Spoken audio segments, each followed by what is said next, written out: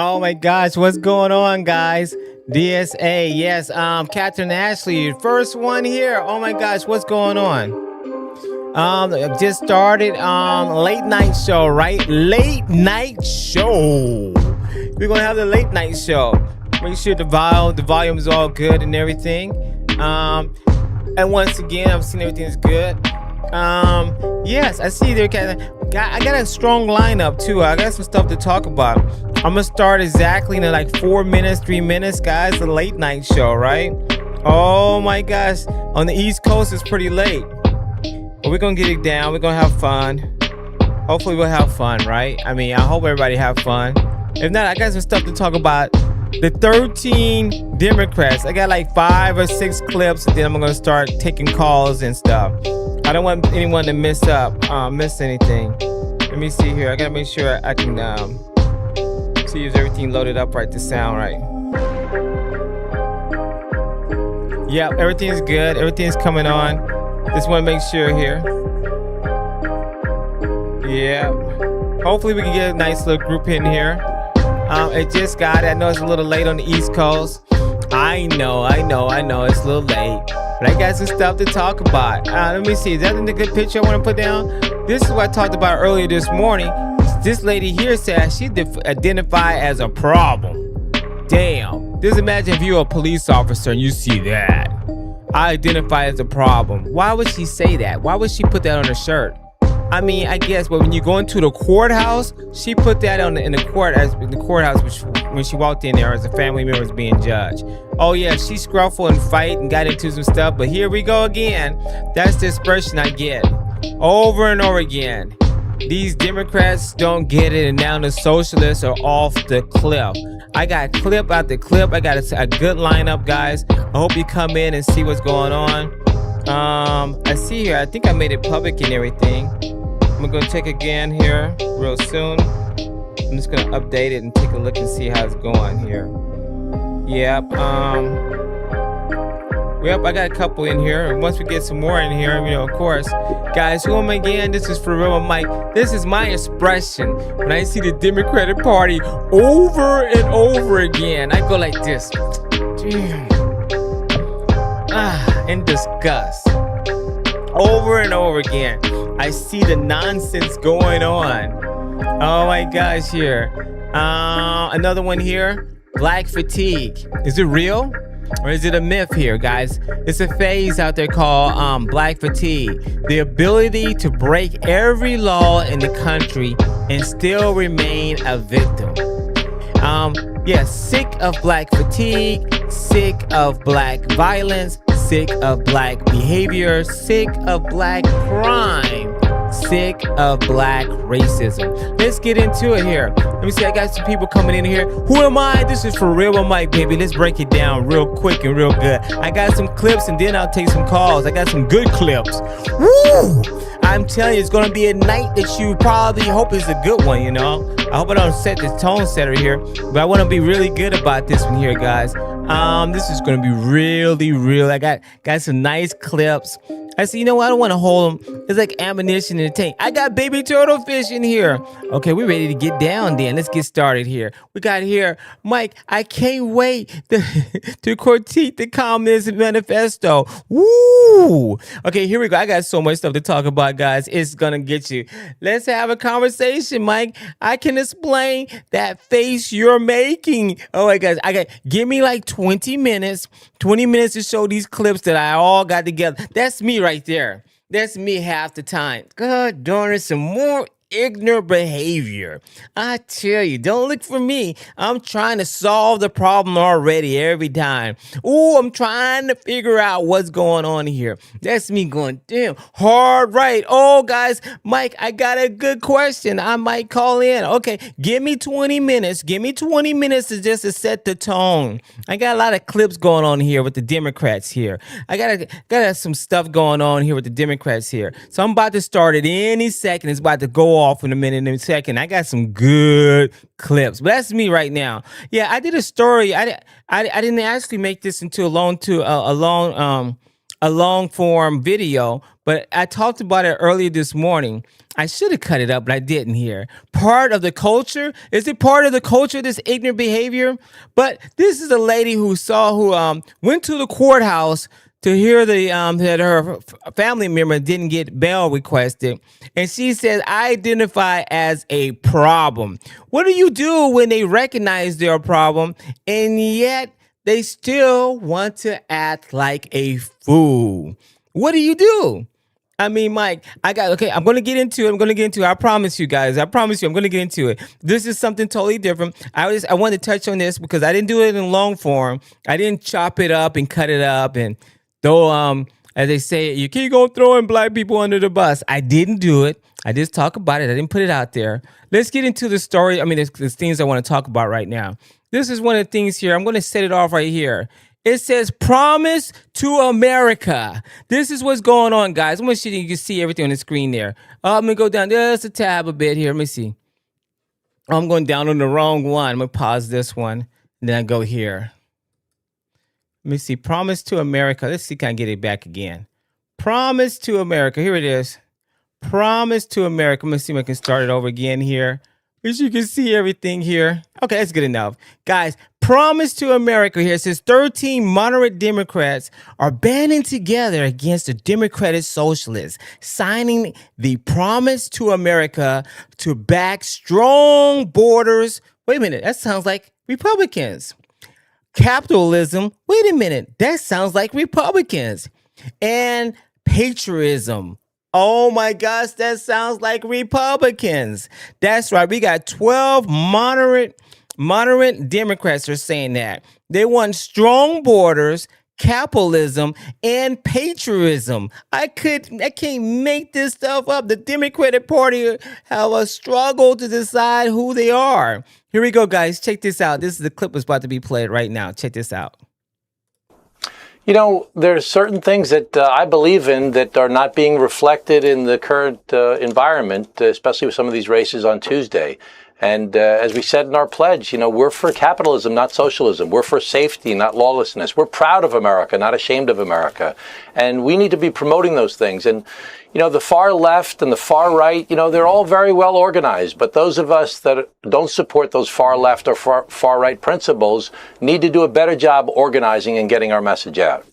Wow. You know, there's certain things that I believe in that are not being... Wow. Can you believe that? Here's the next one here, guys. This is CNN, guys. CNN. Can you believe this? CNN here. Here we go right here. CNN says, look at it among the independents here. And it says a 30-point advantage for the Republicans on the border security. Check this out, guys. You can't make this up. It's a short clip. Here we go. Check this out. Party trusted more on border security. Among all voters, look at this Republican lead. It's a 16-point advantage. Republicans running away with it. Republicans far more trusted than Democrats are when it comes to border security. And look at among independents. Look at this lead among independents. It's nearly double what it is versus the entire electorate overall. A 30-point advantage for Republicans on border security. They are trusted far more on border security than Democrats are. And of course, that's because at the top of the ticket, right, the top of the very top in the executive branch, President Trump actually is running a positive net approval rating when it comes to border security. A positive net right there. And once again, guys, these 13 moderate Democrats, the number one thing they said was stronger borders. There you go right there. Even CNN is saying it. Capitalism and patriotism. Ooh, that sounds like a Republican to me, to heart. Here we go, guys. The next one. Check this out here. Another clip here. Check this one out. Can't make this stuff up here. But you know, they play like they don't hear it, but they know it. In terms of how many more incumbents might go, what do the prediction markets say? Yeah, if you take a look at the Kalshi prediction market, we have already seen four House Democratic incumbents lose so far. How about the chance that 6+ House Democratic incumbents lose their primaries in 2026? Look at this. According to Kalshi, a 66% chance. The highest in the 21st century before this year in a non-census year was just 3. We're talking about a real chance that will double that previous record. That's in a primary. Fascinating to see, Harry, and thank you very much. Thank you. In terms of how many more incumbents... Next one. Check this one out here, guys. Can't make this stuff up. Here we go. Another one here, we have it here as, let me see, put there. It says, polls show socialism is on the rise in the Democratic Party, but still highly unpopular amongst the overwhelming majority of Americans. Yep. Socialism has become increasingly popular. Check this out, guys. Can't make this stuff up.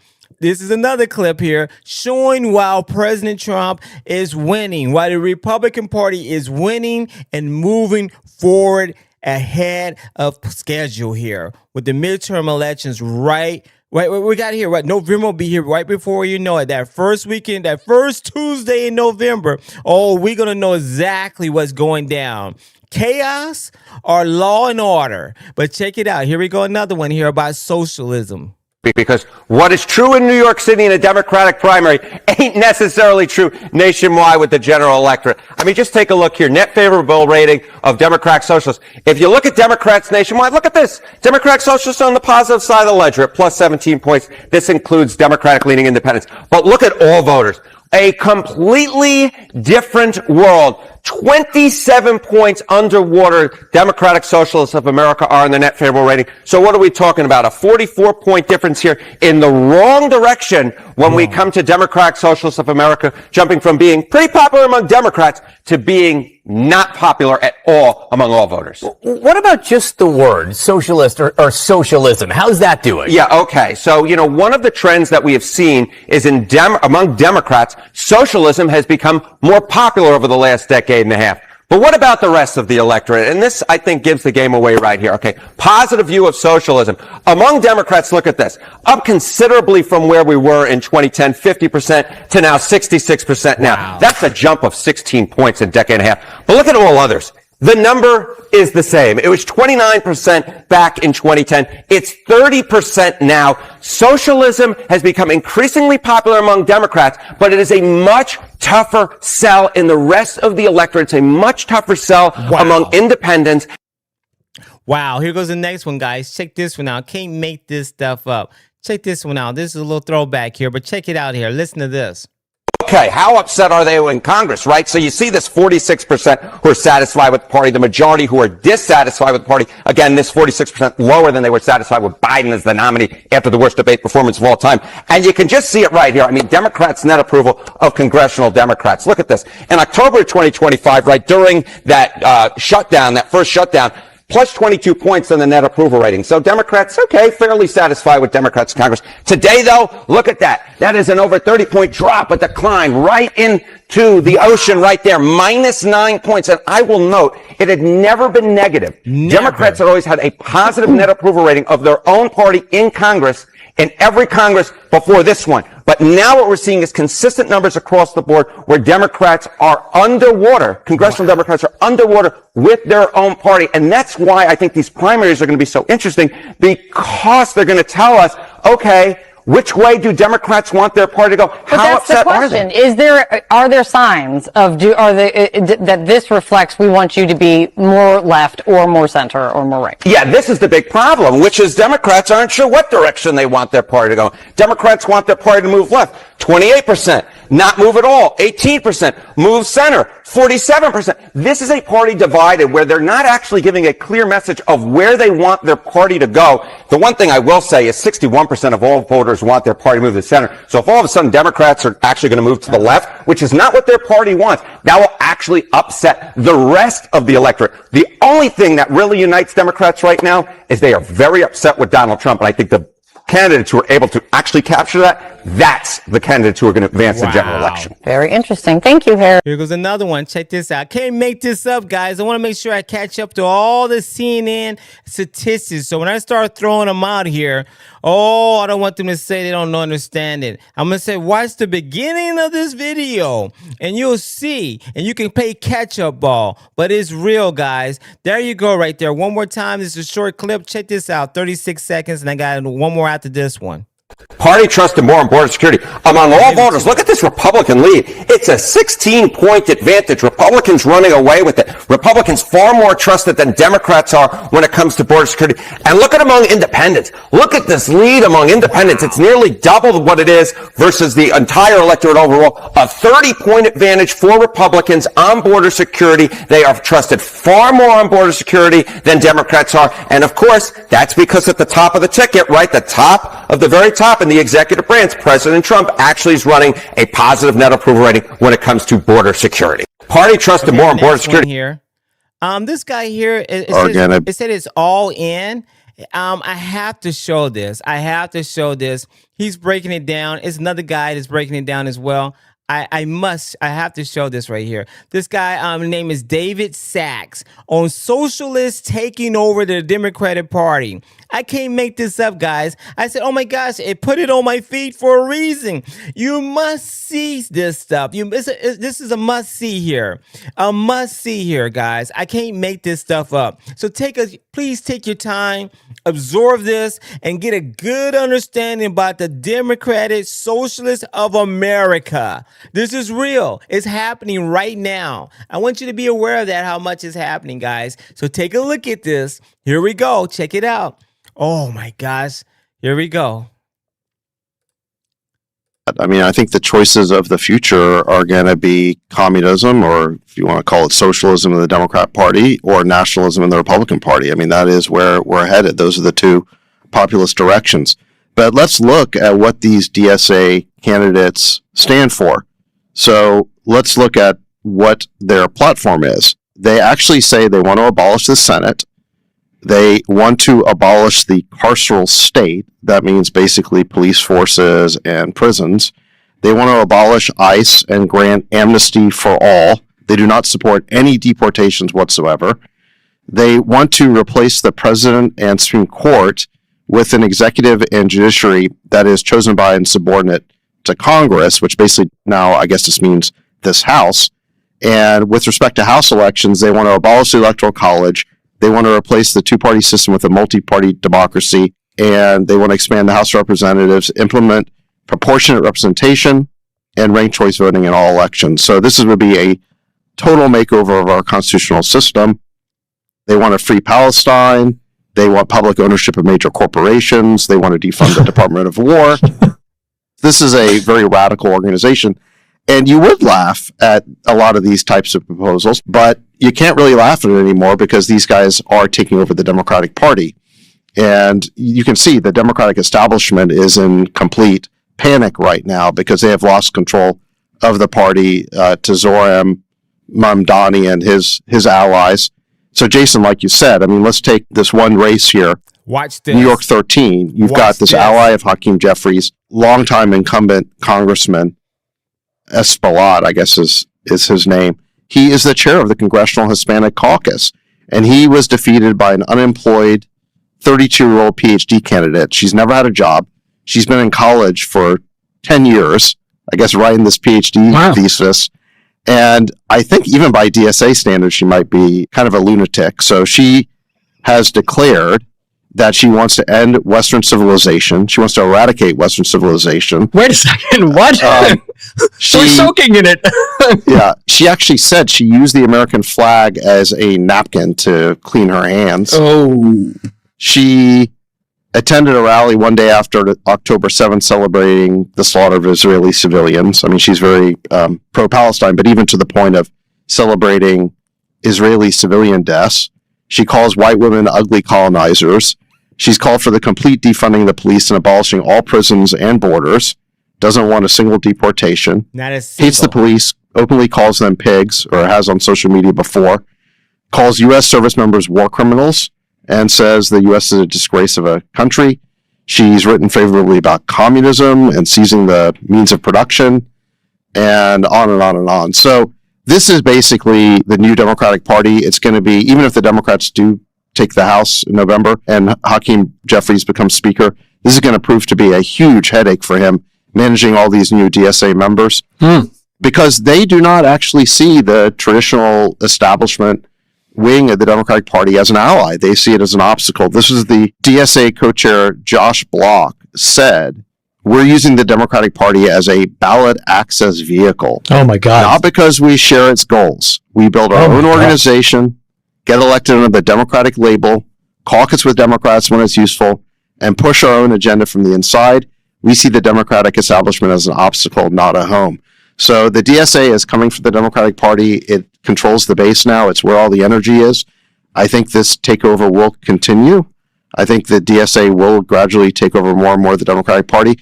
And all I can say to these establishment Democrats is play stupid games, win stupid prizes. You supported this open border policy that brought in this wave of mass migration.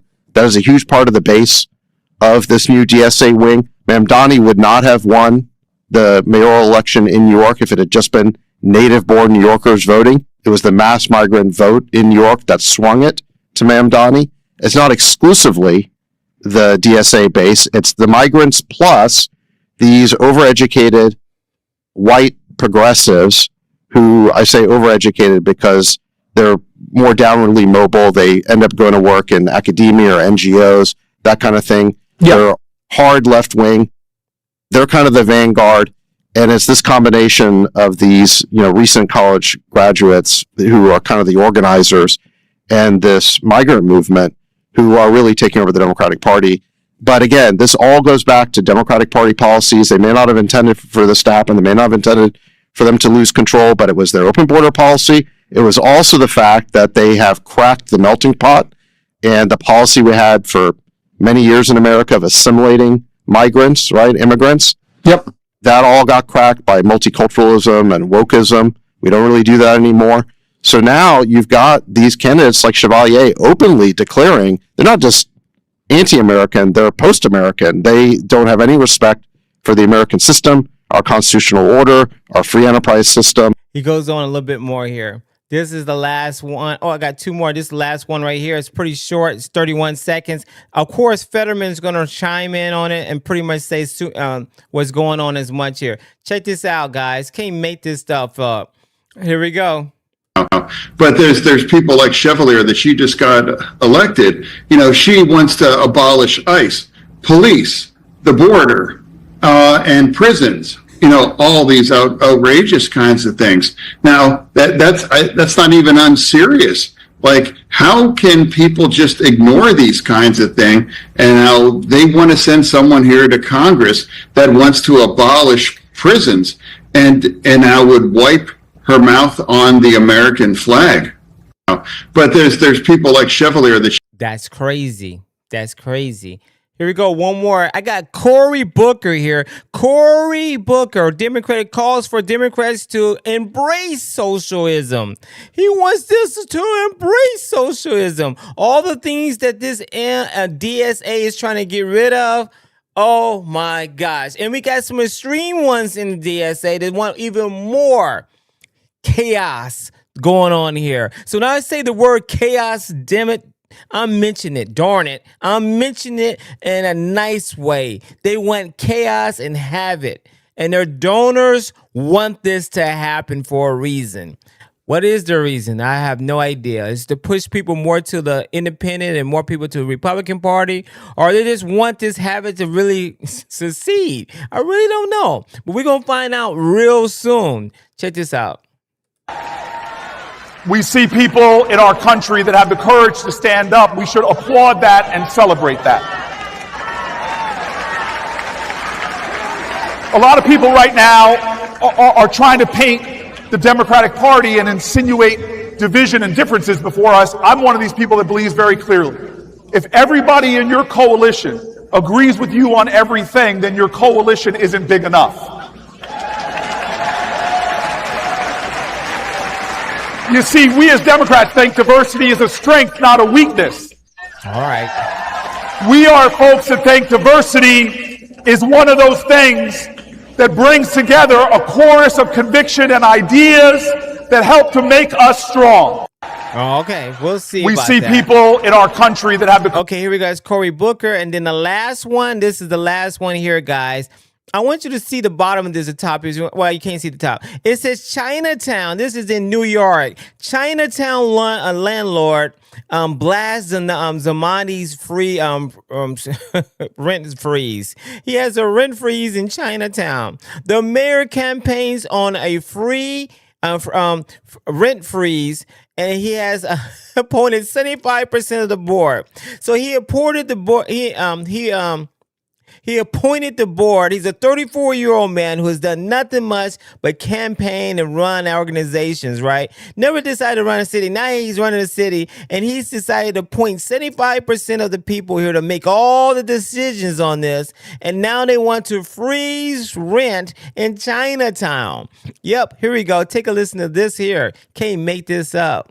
The voters are starting to say, what did we get? This is CBS News in New York. Check this out. They're not even hiding the bias anymore. The mayor had campaigned on a rent freeze. He appoints 75% of the board, and now he's got his hand on the scale. If we keep eroding one side of the equation, something's got to give, and the people in those buildings are going to suffer. So there has to be some kind of fairness and recognition of the math. They're not even. Wow. Okay, guys. I'm opening it up now, guys. I'm opening it up for anybody to come up, call in, and I'll send you a link, and we can discuss this, or we can discuss something else. I mean, you know, I'd rather discuss this because this is just nonsense here, right? What, the numbers are lied by CNN? Did I pick and choose? Hey, they sent them to me. I didn't to make these clips up. These are real clips. These are real events. These are real problems. That Chinatown man is just saying one of many things. Pick 75% of his board. I don't hear mainstream media talking about it. I haven't heard no one said anywhere about them picking 75% of his board, and now they're freezing rent. They're in Chinatown. Oh, what's going to happen? They want to they want the government to own all the property, guys. They want to do socialism. That's right, guys. That's what's happening here. So when they go after your home, Buster, when they go after your home and they decide they want your home, and now you're going to have to pay rent to them because they want to use the money in a better fashion. Let's see what happens when that comes around the mountain, because that's what the goal is. That's what the goal is. California, New York, they're going to do that, and they're going to take it national. Watch. That's their goal. Here we go. Let me make sure I have it out there. I got the link going. I got some other stuff going on. Let's see. You've been hoodwinked. Hoodwink. Oh no. I see Buster. Hey Mike, why you won't watch the videos? I'm her talking about herself. Okay, here we go here. More nonsense going on. Here we go. You see, got some more going on here, guys. Oh, you think I just stopped? You think I just stopped? Oh, it doesn't go here, guys. This is Rico here. This is the cat here. This is the guy that just beat Jasmine Loudmouth Obnoxious Crockett. That's right, guys. Just now, it says Democratic Senate candidate James Rico calls Texans narrow-minded and short-sighted.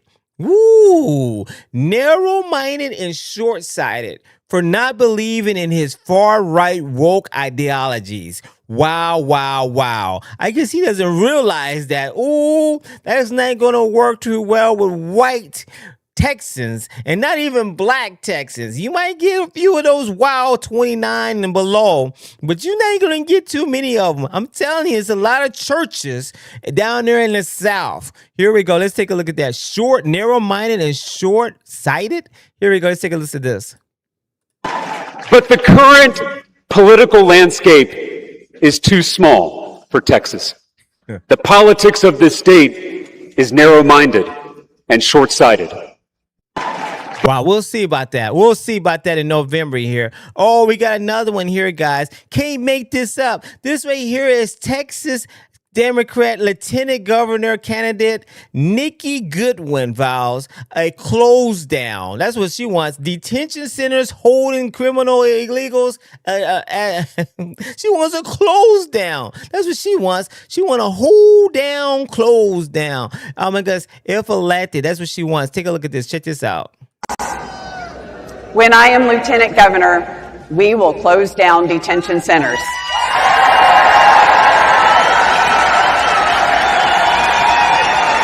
My fellow Democrats, it is time for change. Yep. The Democrats are running to protect criminals and not Americans. That's what they were doing. They're running on, one more time, they're running to protect criminals and not Americans. Here we go, another one, guys. Can't make this up here. Host, should taxpayers pay for junk food from SNAP? Let's take a look at this here. This is News Nation here. Short clip here on SNAP and sodas. Cannot make this stuff up. This is what you get your money on for SNAP. They're trying to stop them from doing it. Oh no, the Democratic judges that have been appointed, like Sparkle here. It was Sparkle, some from Middle East who wasn't even born here in the United States, says, oh no, they need to have anything they want. Sparkle here is a judge that was appointed by the Biden administration, and she had a favor to do, I guess, and she had to not strike it down. Take a listen to this right here. Can't make this stuff. Dems die on Oreo Hill. Check this out. Why should the taxpayers, why should our money be going to these items? Yeah, I really don't think they should. And I think if you go down the aisle, so why aren't you coming out? Why aren't you in favor of eliminating them from what is allowed in food stamps?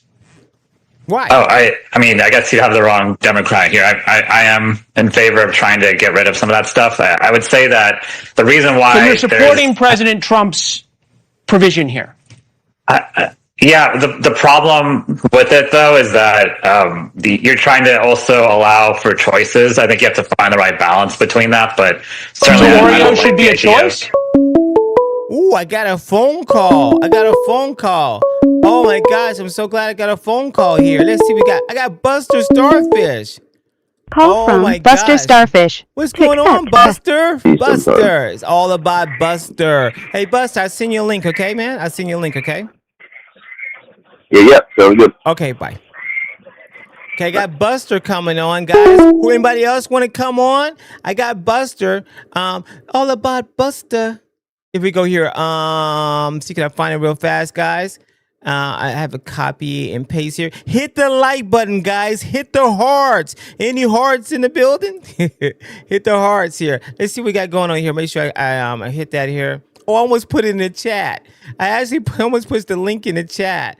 Let's see, Buster here. I got it here. I guess you said this dude is on one a day. Mike's on one a day. I'm gonna have to let him know what's going on here, guys. Do my DSA duty to make sure we get them all checked down. Here we go here. Well, you know, I want to have both sides, so this is one of the good things here, right? I can have both sides here.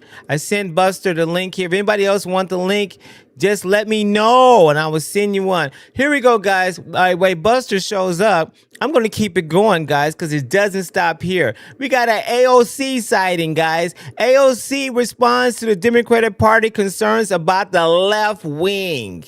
I hear Terry in my mind. There's a left wing and a right wing, but they're same bird. They're part of the same bird. You got a left wing and you got a right wing, but they're on the same bird. That's what's going on here. Oh, it's good. I got Baby Turtlefish calling in. Hold a second here. Call from Baby Turtlefish. Hey, Baby Turtlefish, you want to come up? I send you a link, okay? Got you. All right, bye. Okay, here we go. Okay, I'm gonna send Baby Turtlefish here. Hopefully I can. Come on. Oh, I gotta go here first. Okay, here I'm Baby Turtlefish, and then I go here. Okay, I got it here, and then I go here. Bang. Okay, I got it. I just send Baby Turtlefish one here. We got an AOC sighting here. Let me make sure I get it ready for the people coming on. I don't have anyone so far. Yeah, guys, this is gonna be a real one. I got Kathy Ashley. Let me get in the comments then here. I got Catherine saying, Buster, that isn't the answer to Turtle inquiry. It says Turtle asked a specific question here. Buster is Parfit still in here. I got AOC on the screen right there, guys. It's a takeover of the Democratic Party, guys. There's some rap songs coming up. Let's go hear about a takeover. It's the Dems. It's a Texas Dems have lost their minds defending James Turtle Puerto Rico, guys, have lost their minds. Another Hispanic is trying to get this here in, but he doesn't realize Texas is still, it's still religion there. Take a listen to this here. Can't make this stuff up. Next time they say that James is trans, we're all trans. Not gonna fly in Texas. It's not gonna fly in Texas. When they say James is a gay tofu eating vegan, we're all gay tofu eating vegans.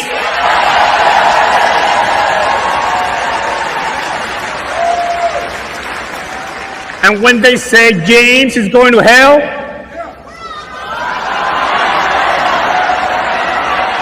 we'll say we're all going to hell. What? He said we're all going to hell. You think that's going to fly in Texas? Not even bit. I got you, Hard Right. Oh, I got to play Hard Right song too. Thank you for telling me not putting the number up. I'm going to put it in the comments. And I'm going to also put it on the screen here. Okay, make sure thank you so much for that. That's the number. I got to adjust it. I've been always moving stuff around. My mission is to actually keep it the same eventually, right? But I want to make sure that I have it what I want it at, so I can move it around as much as I can now. My commitment has not, Okay, here we go. Oh, I got something going on here. I'm going to go down some more. Okay, here we go. I think I got it right there. Okay, I got the number there, 213-437-39. I'm going to pin it in the comments as well. The number here is live. This is live. It says call in. I got a number there, 213-437-3959. 213-437, make sure. 213-437-3959. I got a pin. Okay, hold on 1 second there. I'm not sure who you are. Let me see here. I got here. I got Turtlefish. The Turtlefish beat Buster here. Okay, I'm gonna put it on the screen. 1 second. Okay, here. I'm coming with you right here. Hold on a second. How can I get you? I got you right here, and then I need to close up. Should I close it up? No, I'm not gonna close it up at the beginning. No, I'm not gonna close it up. Okay. Oh, there you go. Okay, I was like, where is it? Where is it? Okay, I see right there. Okay, I see there right here. I'm going to play this one more time. I want y'all to hear it. I think you can hear it. I'm not sure if you can see it. Can you see the screen, Turtlefish? Yes, I can, sir. Okay, good. I'm going to play this where a representative of the Democratic Party is saying what Puerto Rico. I want Buster to see it at the same time you see it. So going on here. So I'm going to read the comments and stuff. Let's see here. Personally, Buster, I like to hear your answers to Turtlefish's questions. Oh, I can't wait for the question. What is the question first? I wait till he comes on here, and then I can just say him. Maybe he's looking it up before he comes on. Guys, who am I again? This is For Real with Mike. You can call in, and I send you a link, and you can come up, or you can just ask questions. I got another person calling in. Let me see who this is. I'm coming. Here we go. This number here. Call from. Hey, Mike, it's Hard Right. You can tell me about. Okay, Hard Right. Okay, Hard Right. I'll send it to you right now. Okay? Okay. Bye. Sounds good. Okay, bye-bye. Okay, I got Hard Right coming on. Okay, make sure I can find Hard Right. It was the last one. I got to make sure I write his name now next to his number. I think I'm going to do it right now. Okay, hold on a second, guys. Personally, Buster, I like to hear your answers to Turtlefish's questions. Oh, I can't wait for the question. What is the question first? I wait till shoot. Can you tell me now? Okay, here we go. Hard Right. Okay, I'm sorry. I'm just trying to focus. Hard Right. Okay, I got now. I know if he calls in. Okay, here we go. I won't see the number. I just see the name. That'll help me out. Okay, good. All right, I'll just see the name. Okay, here we go. Now, I gotta send him the link here, and then we can talk about some stuff here. 1 second. Message. Then I send him the message. I send him the link. Okay, got it. Okay, guys, let's see what we got here. Okay, I already see one. I gotta send down the other one. I'm gonna close that up, and then I'm gonna send the other one down. Spotlight for everyone, and then I gotta do the same thing for Buster. Spotlight for everyone. There you go, right there. Got it right there. How's that V-neck, dog? Okay, I got two. I only wear V-necks, to be honest with you. That's a deep V, dude. That's a deep V right there. Yeah. You see the chest hair? Oh my gosh. Let's see here. Yeah, I've gone back and forth before in my lifetime. I've done V-necks and I've done the regular, and then I've gone back and forth. Let's see, here you go. Yeah, let's see here.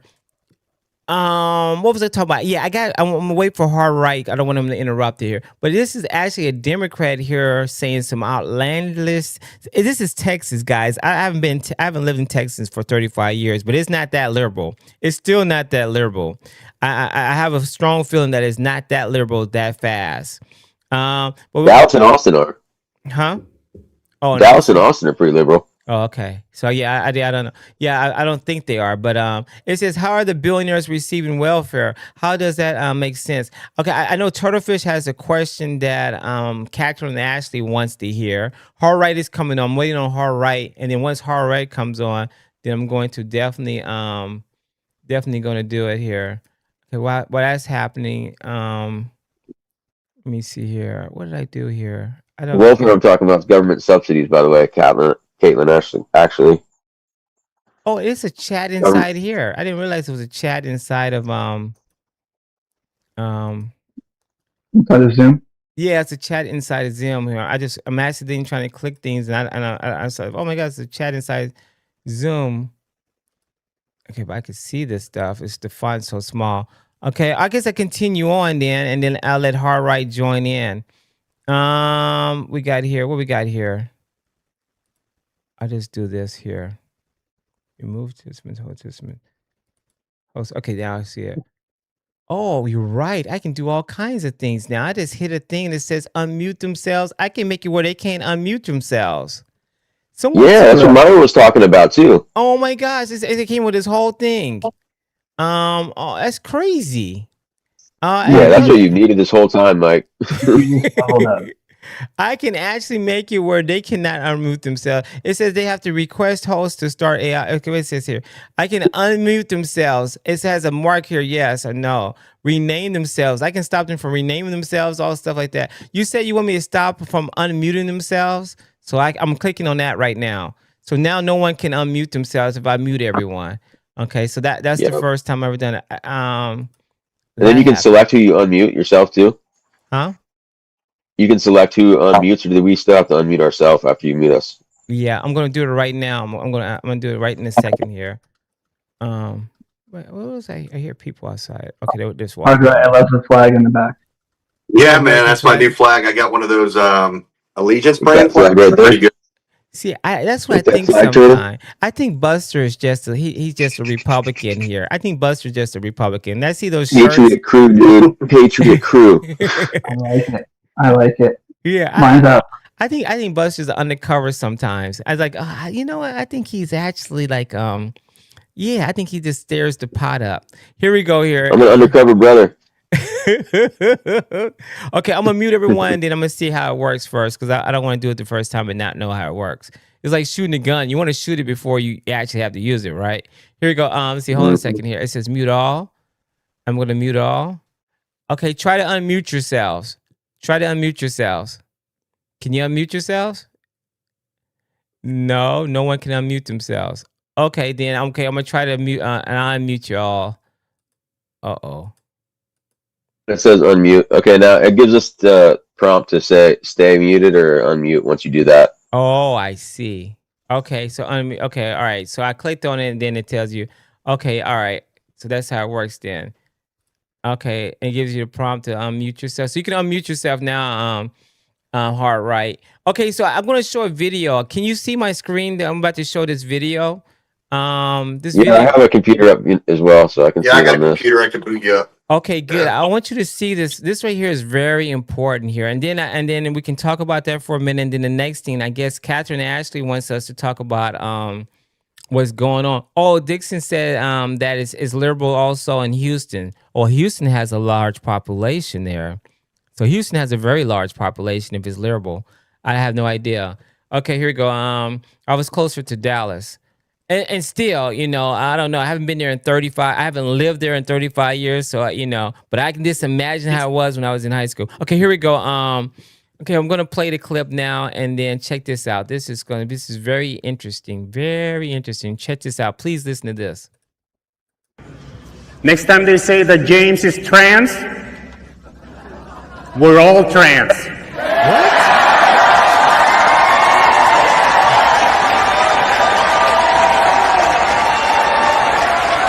When they say James is a gay tofu eating vegan, we're all gay tofu eating vegans. Now watch this one. And the reason I say what, because I remember when I was in Texas, I remember hearing about it.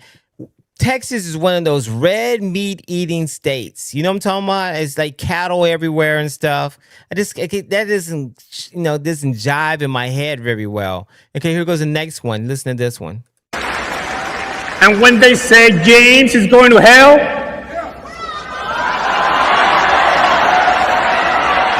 we'll say we're all going to hell. What? Can you believe that? All those churches, every town, there's so many small towns in Texas, and they have 2 and 3 churches. That's not going to fly really well in Texas as well. And is he going to say another one?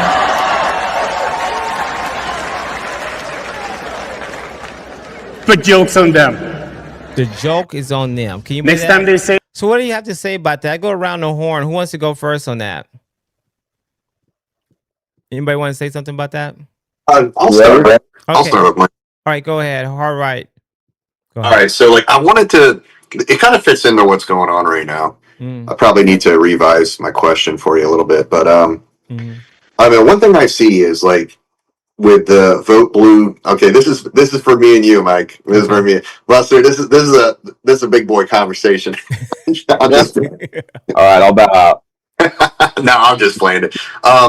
So it is kind of scary, the direction the Democratic Party is going in as far as the split, between the far socialists and the normal Democrats. Yeah. In some sense that it could pull voters towards our side, or it could really make a lot of voters say, oh, well, I got more stuff just being given to me. Yeah. Well, yeah, I might as well vote for these socialists. So I guess what I'm trying to say is okay, so I guess you could say a lot of the black. Do you think I need to ask you this first? Okay. Do you think a lot of the black community votes blue, no matter who, is because their number one fear is to lose their rights to government assistance? Do you think that's the one big factor that keeps a lot of the black community from not jumping over to the conservative red side? I truly believe that the majority of the people who get government assistance do not vote. I don't think they vote. I don't think they're voters. I don't think they're voters at all.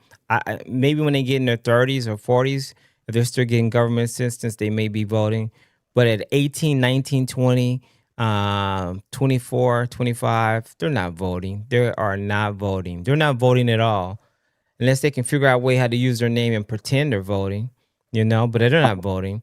I think true black voters are people who are, I think black women, of course, vote a lot more, and they lean blue no matter who, per se. And then the reason for that, I think they think the other side is just evil. I think they think this on a premise on that. I think not all blacks now, because of course they're leaving the Democratic Party and moving Democrat, a lot of them, but it's still a large proportion of them saying that they've seen that it's racism is this, and they're all racist, and I'd rather sleep in the bed with a person who's not racist. Does that make sense? I think that's what they sell them on. They sell them on racism. They sell them on division, and they don't give them anything for it.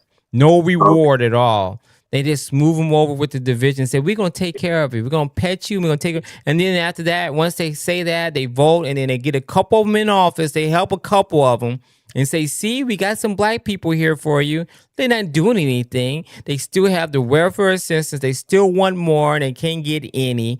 And it's just a sad cycle of prison, bad culture, crime, ridden with everything, education below par, and then it's below that. So you got below par, and then you got some dirt below that. You know what I'm talking about? It's just crap. So and they don't care. They don't care at all. The politicians don't truly care. So so what drives them is hate, division. That's what's driving them, and of racism. It would be I thought the drive would be that say, well, I got to vote blue because I don't want my government assistance to go away. But if that's not the mindset, then this could be an opportunity grab for us to have more people, join our side. Because I'm pretty sure, like the statements of that guy right there that you just showed me, he said he's running in Texas. Yes. Those kind of values, I would probably say, do not coincide in the deep, like heart of, I guess you could say, low income Black America. Right. I'm pretty sure there's a lot of God fearing, grandmas out there that are at least teaching and talking about Christ or at least God and stuff like that. So, as long as the value system, if they're going to stay away from that type of value system, then this might be a good grab for us to go ahead and try to get a lot of people that used to vote Democrat to come over to our side, because I don't want them to fear that they're going to lose their government assistance, because that is part of the reason, I would say, that Trump, the whole reason that we want to get rid of a lot of the illegal immigration, because we want that nourishment and that money to go towards Americans, not just the people jumping over the border. Yes. We want us to prosper as Americans, not, it doesn't matter your color. We'd rather the jobs be for, the low income Black communities. We'd rather the government assistance go towards the low income Black communities. We don't want that to go towards, the jumping over the immigration border stuff. So I think as long as we can convince a lot of the low income Black community that, hey, look, you're still good over here. Yes. You can get your government assistance. We want you to get that. And as long as you can see guys like that, and you can say, look, these are values you don't align with, it might be a good money grab. We might take like a whole bunch of new, people into our side. Or also thinking on Buster's side of the house, it could go both ways. They could see the fact that the Socialist Party is also they're going to even give you more of a promise of provide. You don't have to pay your rent anymore. Wow. You don't have to do this anymore. You know what I mean? So that might be attractive to a lot of people. Wow. But I guess if we can, it may be try to teach them, like, hey man, going down this path is not something good. You know what I mean? Because we're a capitalistic society. We don't work in that sense. We have social programs. We've always had them. I've never been against them.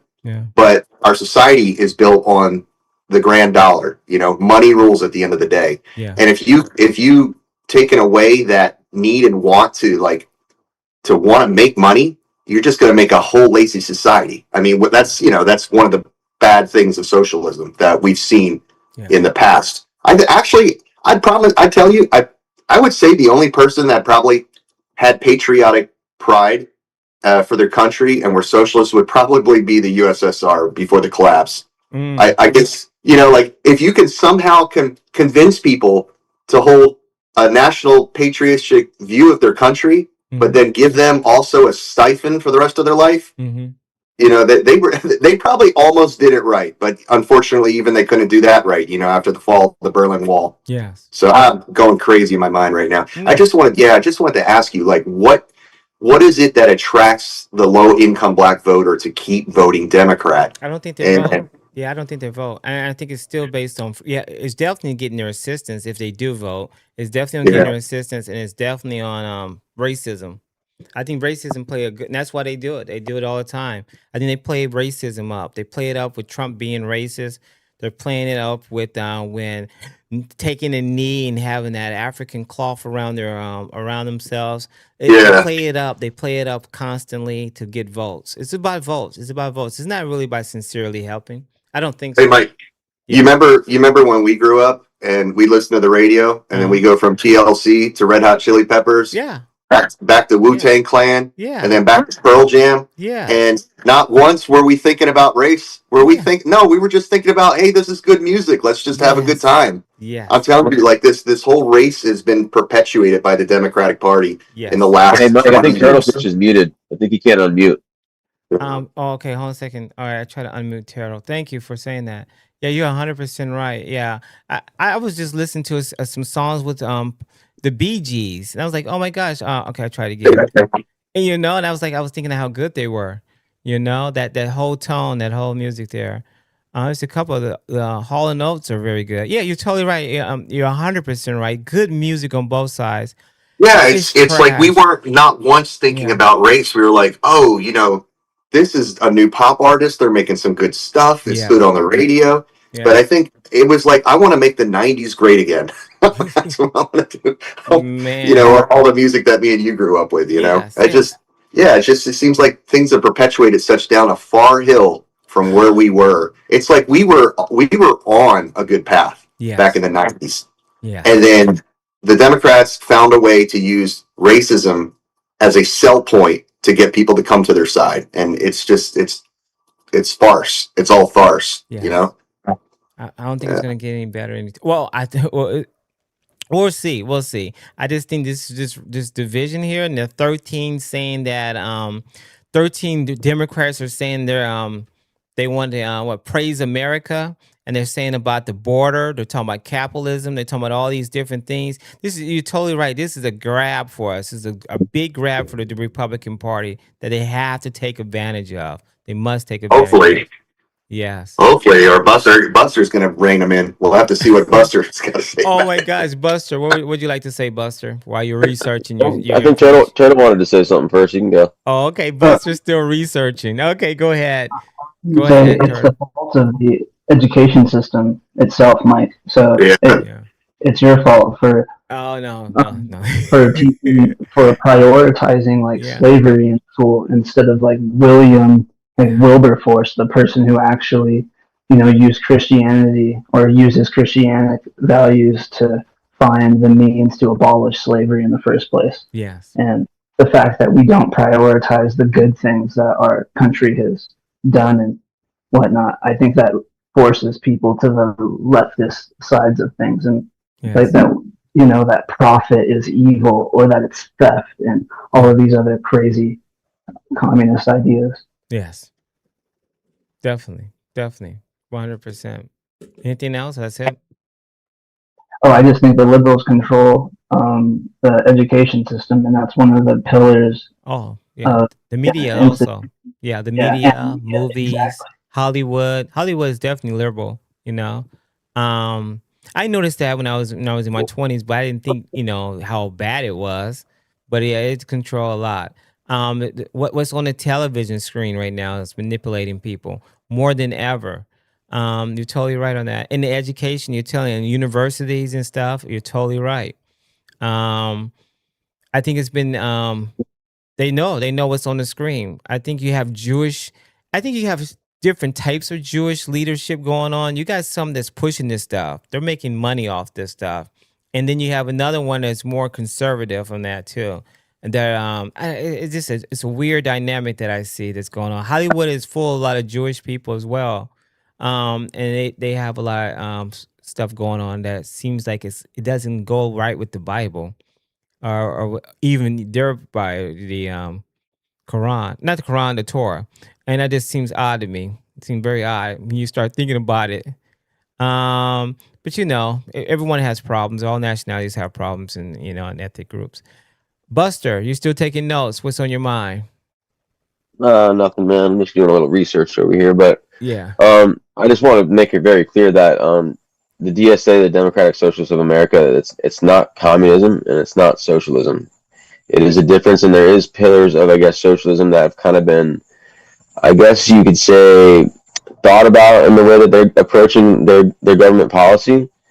But all the stuff that we're talking about right now, like the freedom of religion that you were talking about, Turtle, and then people wanting to just get welfare, like Hard Right has been saying for a while, and it's just to stop people that don't want to work.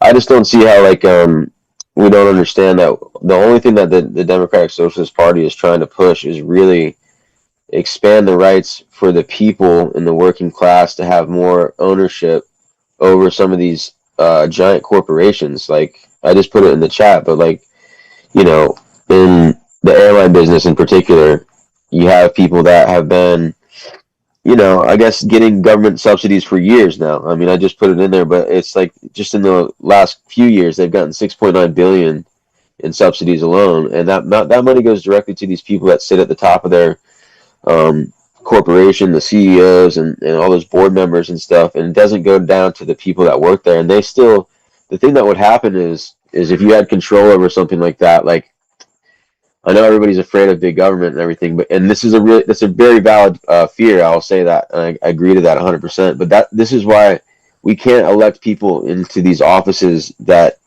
we don't properly vet, and we don't know what their intentions are. Because I mean, with the administration right now, you have a lot of people that are basically, I mean, they're out for themselves. They're very greedy people. They're not from the same school of thought of, let's make sure that we're not putting profits over people. And that's really what the DSA is all about, is putting profits not before people, people over profits. And yeah, man, I don't know. I just feel like people get it mixed up with communism and socialism. And I mean, you can really, it's such a different thing. Even if you look at, just type it into Google, what's the difference between DSA, Democratic Socialism of America, and socialism? And communism is not the same thing, like, at all. That means there's no money, there's no classless, moneyless, stateless society. That's not what anything close to what the DSA is. I just want to make that very clear, because I feel like the media has trained people to be scared of the ism boogeyman, the ism phobias, and they conflate the two. And I really don't think people know. Half of the people that say communism and socialism and communist and socialist, I don't think this is about you, Turtle, or about you, Hard Right. I just think that there's a lot of people that don't even know what the definitions of those words are. Yeah. I have a question. I hear you. Yeah, I have a question for you. With the DSA, let's say the healthcare and public spending. DSA's strong argument is by implementing a single payer Medicare for all system that will guarantee the healthcare as a human right and eliminate out-of-pocket costs. But at what cost is this? This is my question to you. How do you propose to fund a single payer system without dramatically increasing the income taxes on the middle class, or any class? How do you do that? You tax billionaires. That's what you do. Is that fair? Yeah, and corporations. Have you seen how much these corporations use tax loopholes and tax havens to hide their money? Right, but I mean, you realize that, like, what we're doing right now when you say stuff like that, though, Mike, is you're advocating for a system that's been in place for so long now. Yeah. We've seen this, we've heard this, trickle-down economics. This is where all this stems from. And you understand that the people that are the talking heads that are speaking about this on TV, they're paid by those same people. Those corporations, those people pay these talking heads to spit their narrative. And we're really just advocating against our own self-interest when we do such a thing. Yeah. Because why is it that they're so afraid of DSA? And not just Republicans, establishment Democrats. Why is it that they're afraid of us so much and the people that are coming up in it? Because they're afraid that they're going to have to change their way of life to benefit the people of this country. And I mean, since 2007, even before that, but since we got off the gold standard, really, you start looking at the gap between the wealth, income, and equality gap. And there's been this deep V in the chart for this. And it's just slowly been moving up because we just keep printing money and giving it to these greedy assholes. And then now the lower class is just shrinking, or the middle class is shrunk down to nothing. Right. It's a wealth gap. Definitely, it's been there for a while, but it's real. And that's a Democrat and Republican problem. I'm telling you right now, these things could be changed with policy changes. Can I ask you a question, though? Middle class do not fund these campaigns for politicians. Who fund these campaigns? Or they are billionaires who fund their campaigns. Do you think they're actually going to turn and eat on their own money, the people who fund them for their campaigns? Think about it. I think they're going to have no choice once we have enough motion. Then once they'll there's find enough somebody support else. for this. Then they'll find someone else. If everybody would stop supporting the narrative of we need to save billionaires from getting extra tax taken out of this stuff. I'm not saying that at all. I got another question for you here. On the DSA, I got another question here. The DSA argument. This is the DSA argument. Abolishing the U.S. Senate and Electoral College. Is it necessary to establish a true direct democracy that reflects the popular vote? That's what they want to do now. The DSA their argument is to abolish the U.S. Senate and the Electoral College. And this is the thing that the Republicans have been winning on, not the popular, but the electoral. It seems like they're what's it called? You're a sourpuss or whatever. Do you think that's a good thing? And I got something on this. This is the question here. Does removing hold on a second. Scary. Yeah, I know it's scary, huh? That's what they're doing. That's one of their strongest argument. Does removing the Senate and Electoral College disenfranchise smaller rural states in favor of high population urban cities? Of course. Yeah. Yeah. No way. Are you asking me or what? Oh, it what is doesn't it? matter. Anyone can take it. Who wants to take it first? Because that's what they're standing on. That's what the DSA is standing on, to abolish the USA Senate, the United States of America Senate, and Electoral College. Can you believe that? They want to rewrite the whole government system. Okay, go ahead. Who wants to take that? Anybody? Go ahead, Turtle. That's such a scary statement, Hard. I don't even know if I can reply. I know. Like that's borderline like Civil War talk, in my opinion. Yeah. Like that, I would never want to hear that. Yeah. Like that's really scary to me. That gave me chills. Yeah, that's like city rule across America, because people that live in rural counties like me, I'm not going to have any say on what.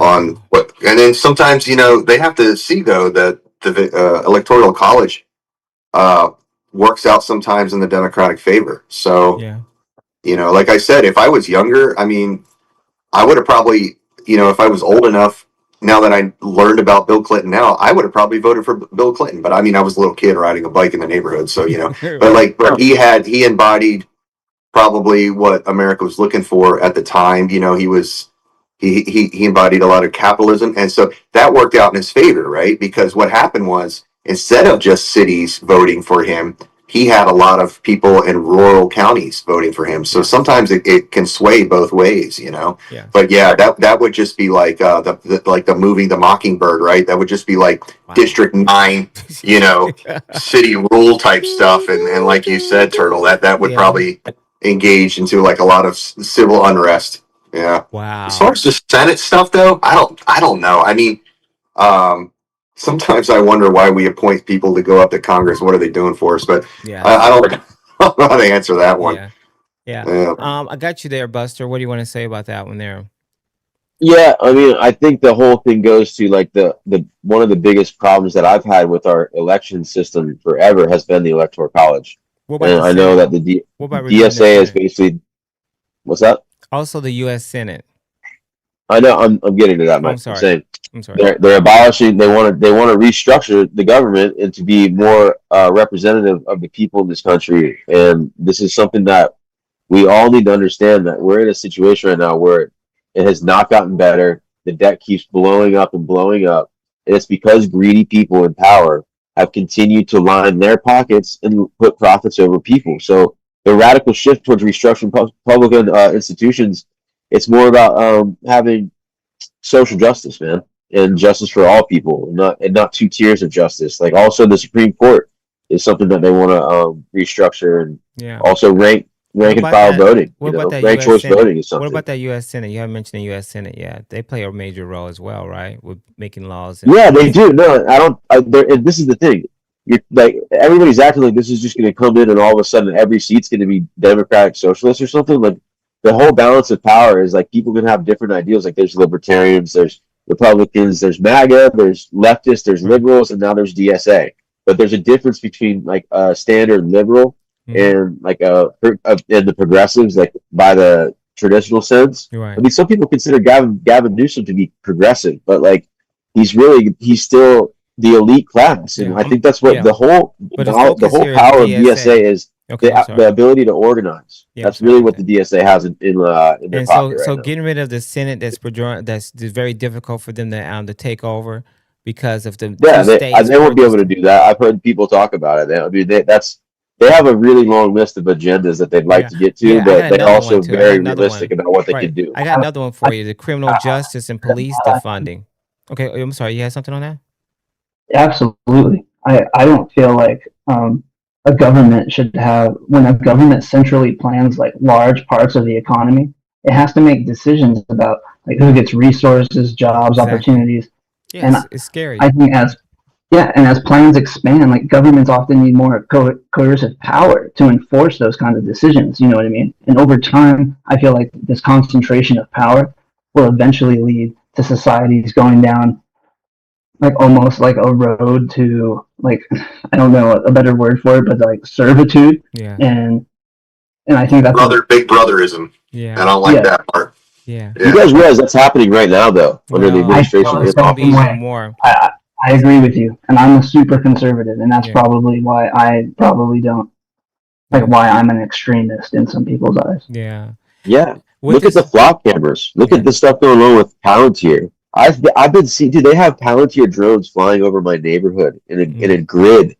Like we're in that state already, and these are the people that are friends and donors to Trump's administration. So I just don't. There's no way you can justify Trump and claim Trump is doing anything about that. Is my point. So like the change is radical, yes, and it needs to happen soon.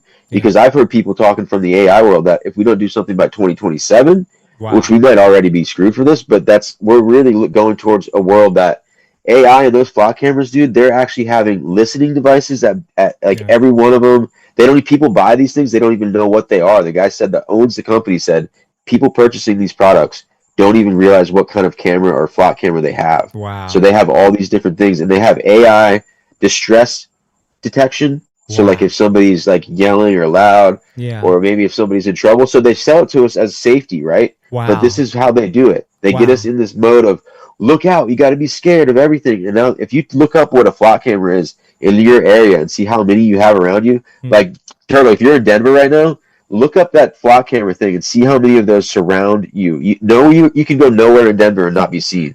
Wow. And it has facial recognition. It knows your social credit score. It has all that stuff. It's just like a Black Mirror episode that we're working towards right now. What's a social credit score?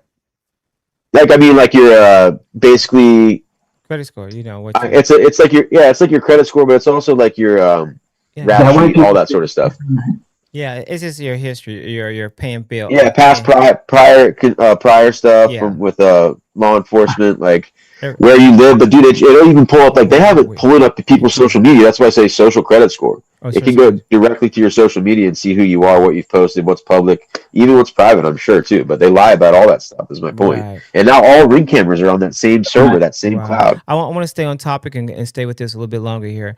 Critics contend that the eliminating of these structures would concentrate political powers entirely within a few densely populated states and cities, leaving the specific economic and geographic needs for rural Americas completely unrepresented.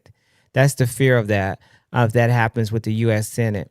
Next one here is criminal justice and public defending.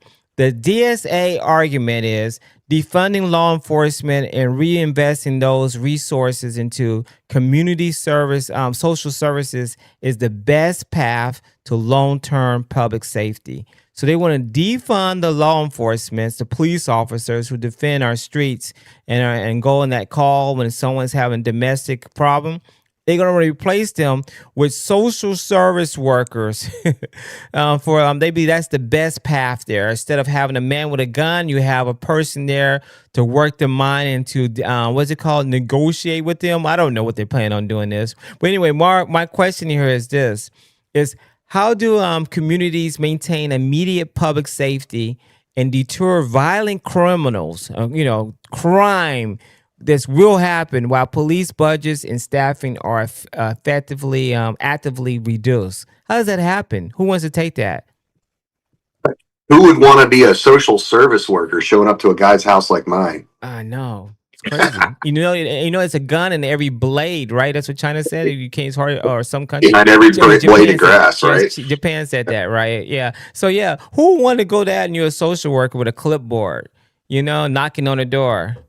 And I know, and there's some black communities, and I can see a dude saying, "B, you better get off my porch." You come up in here, I'm going to shoot you or do some harm. I'm sorry, I shouldn't have said that word. Yeah, do some harm. What do you say about that, Buster? They're going to send a social service worker, a young lady, to go up there with a burly man and try to talk them down. What do you think is going to happen with that, Buster? Burly man is crazy work, but yeah, no, I this is the thing, guys. Like, I am a very open person, right? So I'm not saying that I agree with every single platform here, and I don't agree with that one. I don't think that that's going to ever come to fruition either. And also, we're still going to have states' rights too. So like it's people How are we going to saying state that rights? They trying to take it's that going to away. it's going to drive people to be, I would think, people who are more set and not like struggling every single month, paycheck to paycheck, will be a much higher quality of life. And then you also have like, because that's why crime starts, man, is people are struggling. That's what leads to, you know, certain areas being filled with drug addicts and you know, the low income like people. So it's like, I think that's something that could be changed. And I think a lot of that like crime and stuff would go down if people weren't so struggling.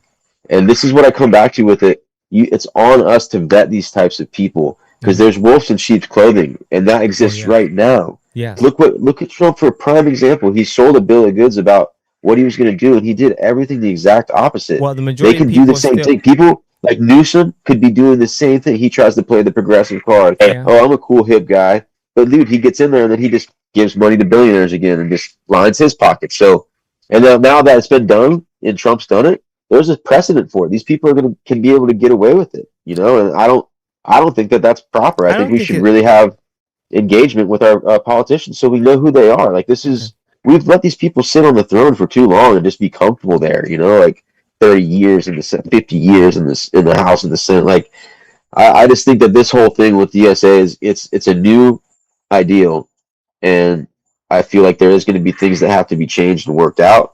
But this is something that is way better in my eyes, and at least it's something different, dude. I'm not insane. I'm not going to try the same thing over and over again, expecting a different result. So you would vote you would vote these candidates in, knowing that this is what they're running on.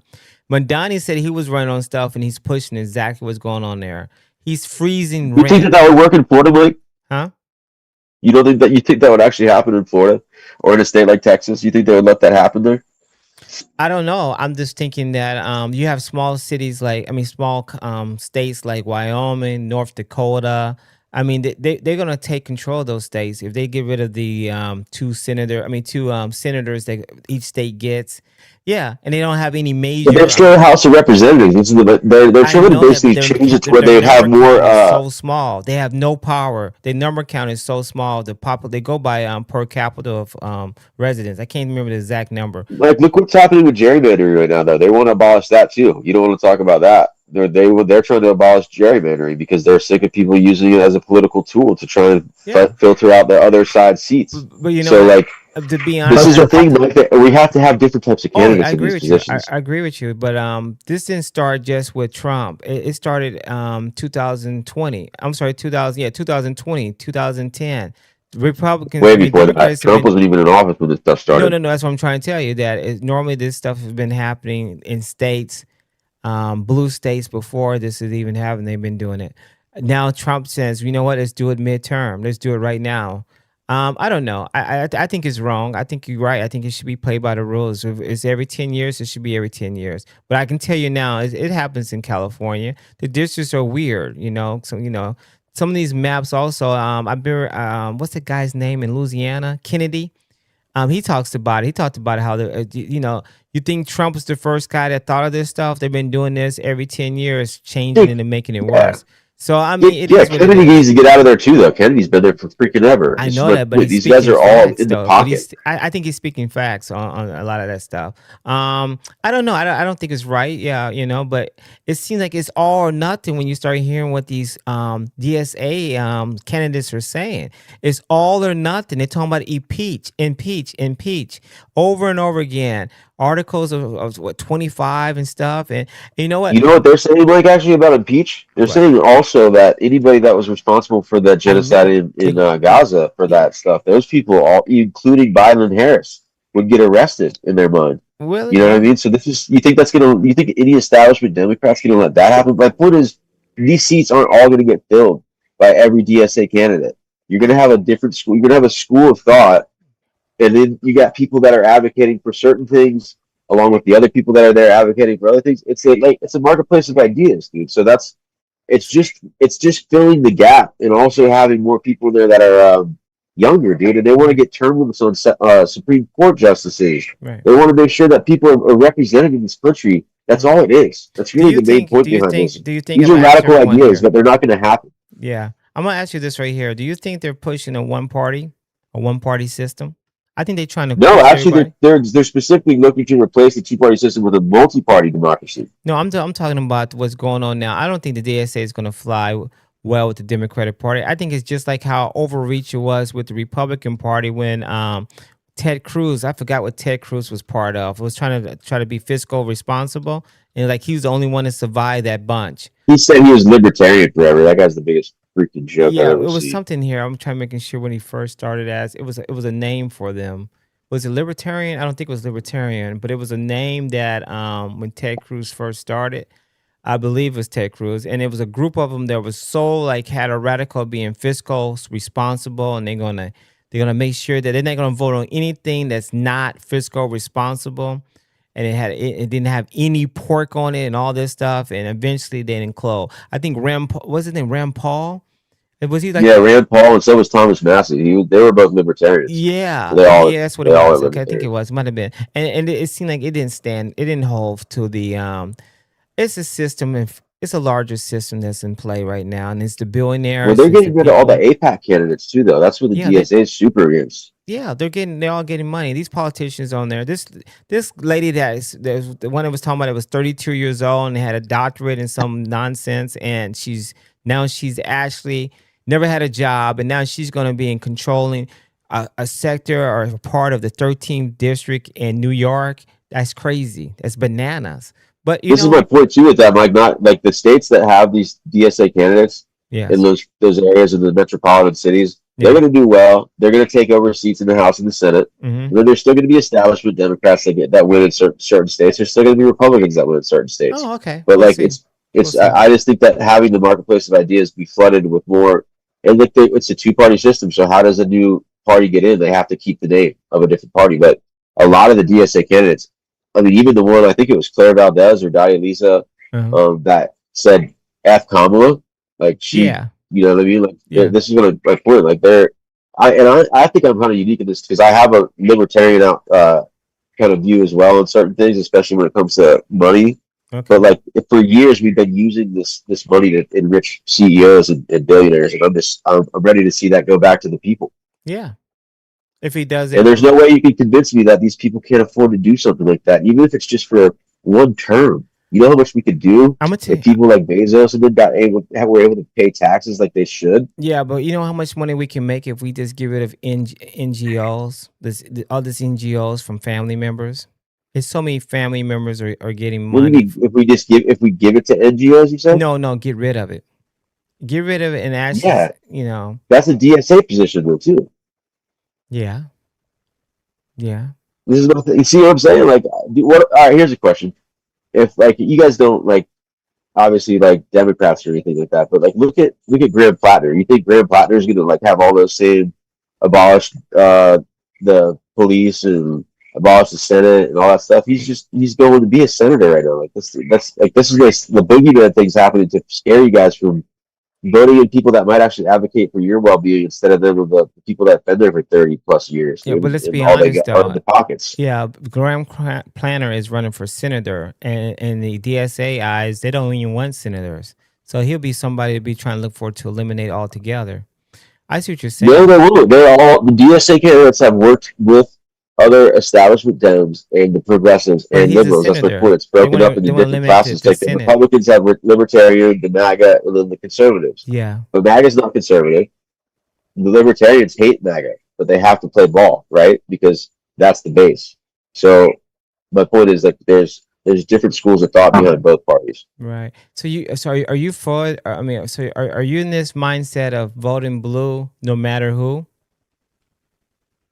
Not necessarily, no. I think that honestly, I like the pressure that they're getting in the Democratic Party, and they feel the pressure from the DSA candidates because they have to change their views. And like my foot behind electing people that are good people for like for the working class. Like if they're even if they have to say it out loud and make like a campaign promise to try and get themselves elected, once they get into that seat, they have the pressure from this other part of the party. And they have control and they have help. They'll be able to get some legislation done that actually helps everybody. And I think everybody would be really like If you go off for doing that, it's a good choice. I want everyone else on the panel to join in. It says, Mike, Yes, unmute please. me. Oh, baby Turtlefish said unmute him. Okay, I'm sorry. I gotta unmute you. I'm sorry. Okay, I'll unmute you. Okay, you got it? I can't unmute you. I can only just give you something. I don't know. I'm back now. You got it? Yep. I Buster, when I hear you talk, I hear this fear of hierarchies. When capitalism didn't create these hierarchies, hierarchies have existed throughout biology way before humanity ever existed. And in nature, hierarchies are usually winner take all. So I find capitalism a much more progressive hierarchy, if you would catch my drift.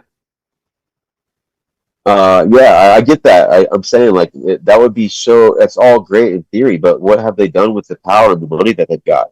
Have they done anything to give back to this country in that way, other than saying, "Oh, we create jobs for these like 10,000 or 30,000 people in a state"? Like this is, I mean, dude, Elon himself got 38 billion in the last couple of years from the government and subsidies. Like this is my point. Like, why are we giving those people welfare, but we're afraid to give welfare to people that need it, that are like low income or disabled? Or healthcare. I'm sorry, isn't it because Elon Musk like distributes the most wealth as well? Like, doesn't he create the most millionaires and allow his employees to have like stock options and whatnot? So I feel like being a good manager or being a poor manager in a way is also being a poor capitalist. Like a poorly managed company won't be able to sell their profits and therefore lose profits, and people won't want to work for them because they won't probably have the same benefits as other companies. I think capitalism is foolproof in this way.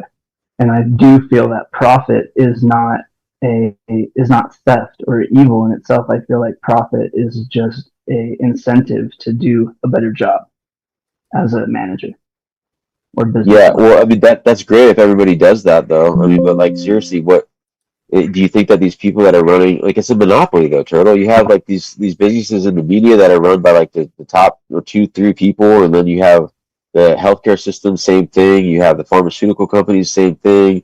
You know, like big agriculture is another thing. Like all these people have gained too much power, and the monopoly on it has limited the marketplace of like, you know, the competition. Like it's really not a competition anymore because they have so much power. But doesn't giving like companies these buyouts, isn't that more of like no offense, but like a welfare, like to a company? Like, isn't that more like, that's not a conservative idea? Like, we would rather a company, die so a new one could take its place. And so competition would manifest itself in that sense. Like, I don't believe in buyouts or those things of that nature. I believe in capitalism to Neither do I. I don't believe in that either. Yeah, and that's why I guess I'm against a lot of social welfare programs when it comes to American society. I understand the necessity for some of them, but I think they get taken advantage of when they get too large.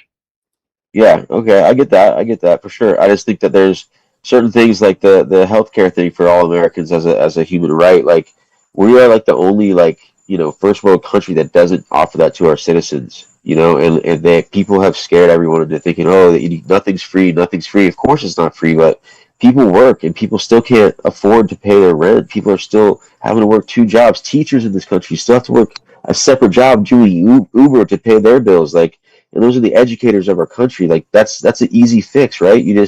We have to pay people more, and we've been like squeezed down to this like tiny little ball.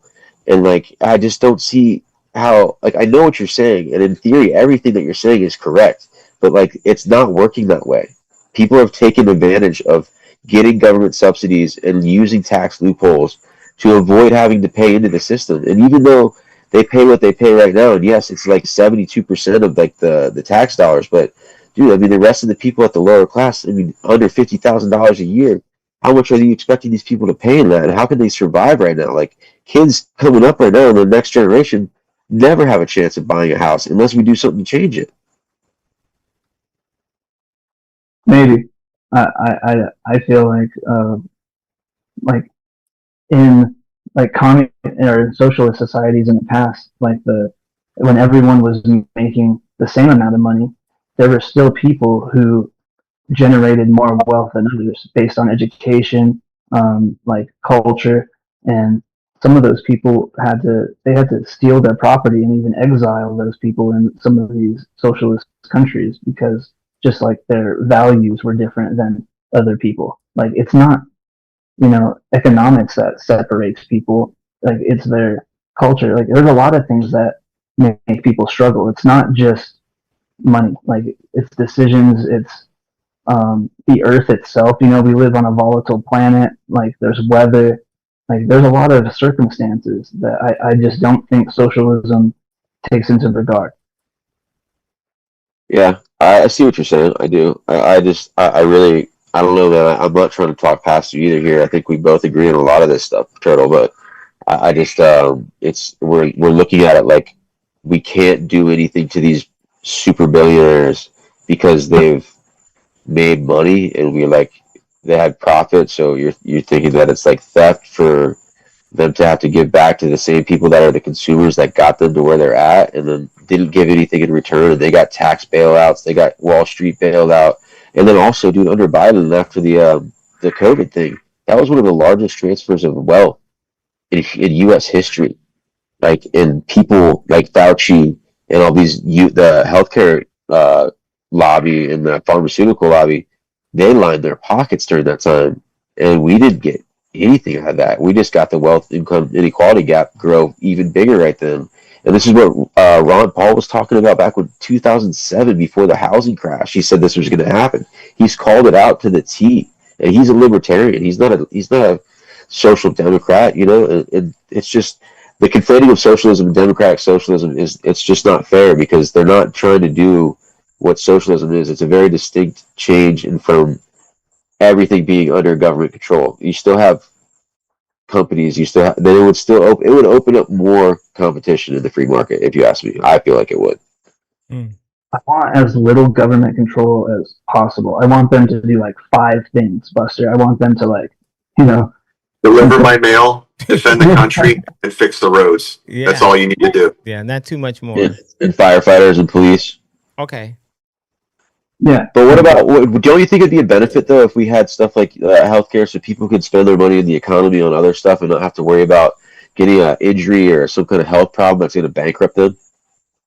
I don't know. I think Americans should have the freedom to make their own decisions. Like if they find value in, risking bodily harm or put themselves in those kind of situations, then maybe they should invest into insurances more. Like, I don't know, man. I think life. Have the universe or the United States healthcare system, man?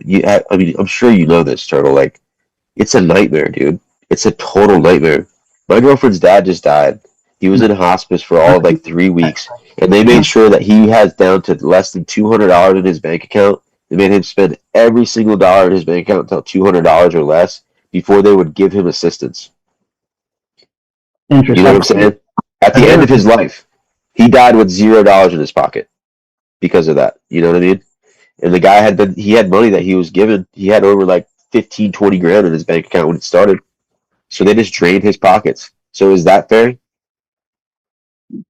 No, but I think the fact that I have to go to the same doctor as someone who doesn't maybe try hard as me or make as much money as me, I don't think that's fair. I think I should get better care than somebody, or I think I should at least have the option to have better care than somebody if I choose to spend more money than another person. What if it wasn't about better care though? What if it was just everybody that's in that position, they got paid well, they were good doctors in all these positions, and it wasn't about, oh, I can get better care because I have more money than you. But that's not the real world. I mean, I wish it was. If you see it played out in the It classroom. could be. You just said you wish it was. No, it could be. Listen, in the real world, and you see kids, and you see them, they're all different levels.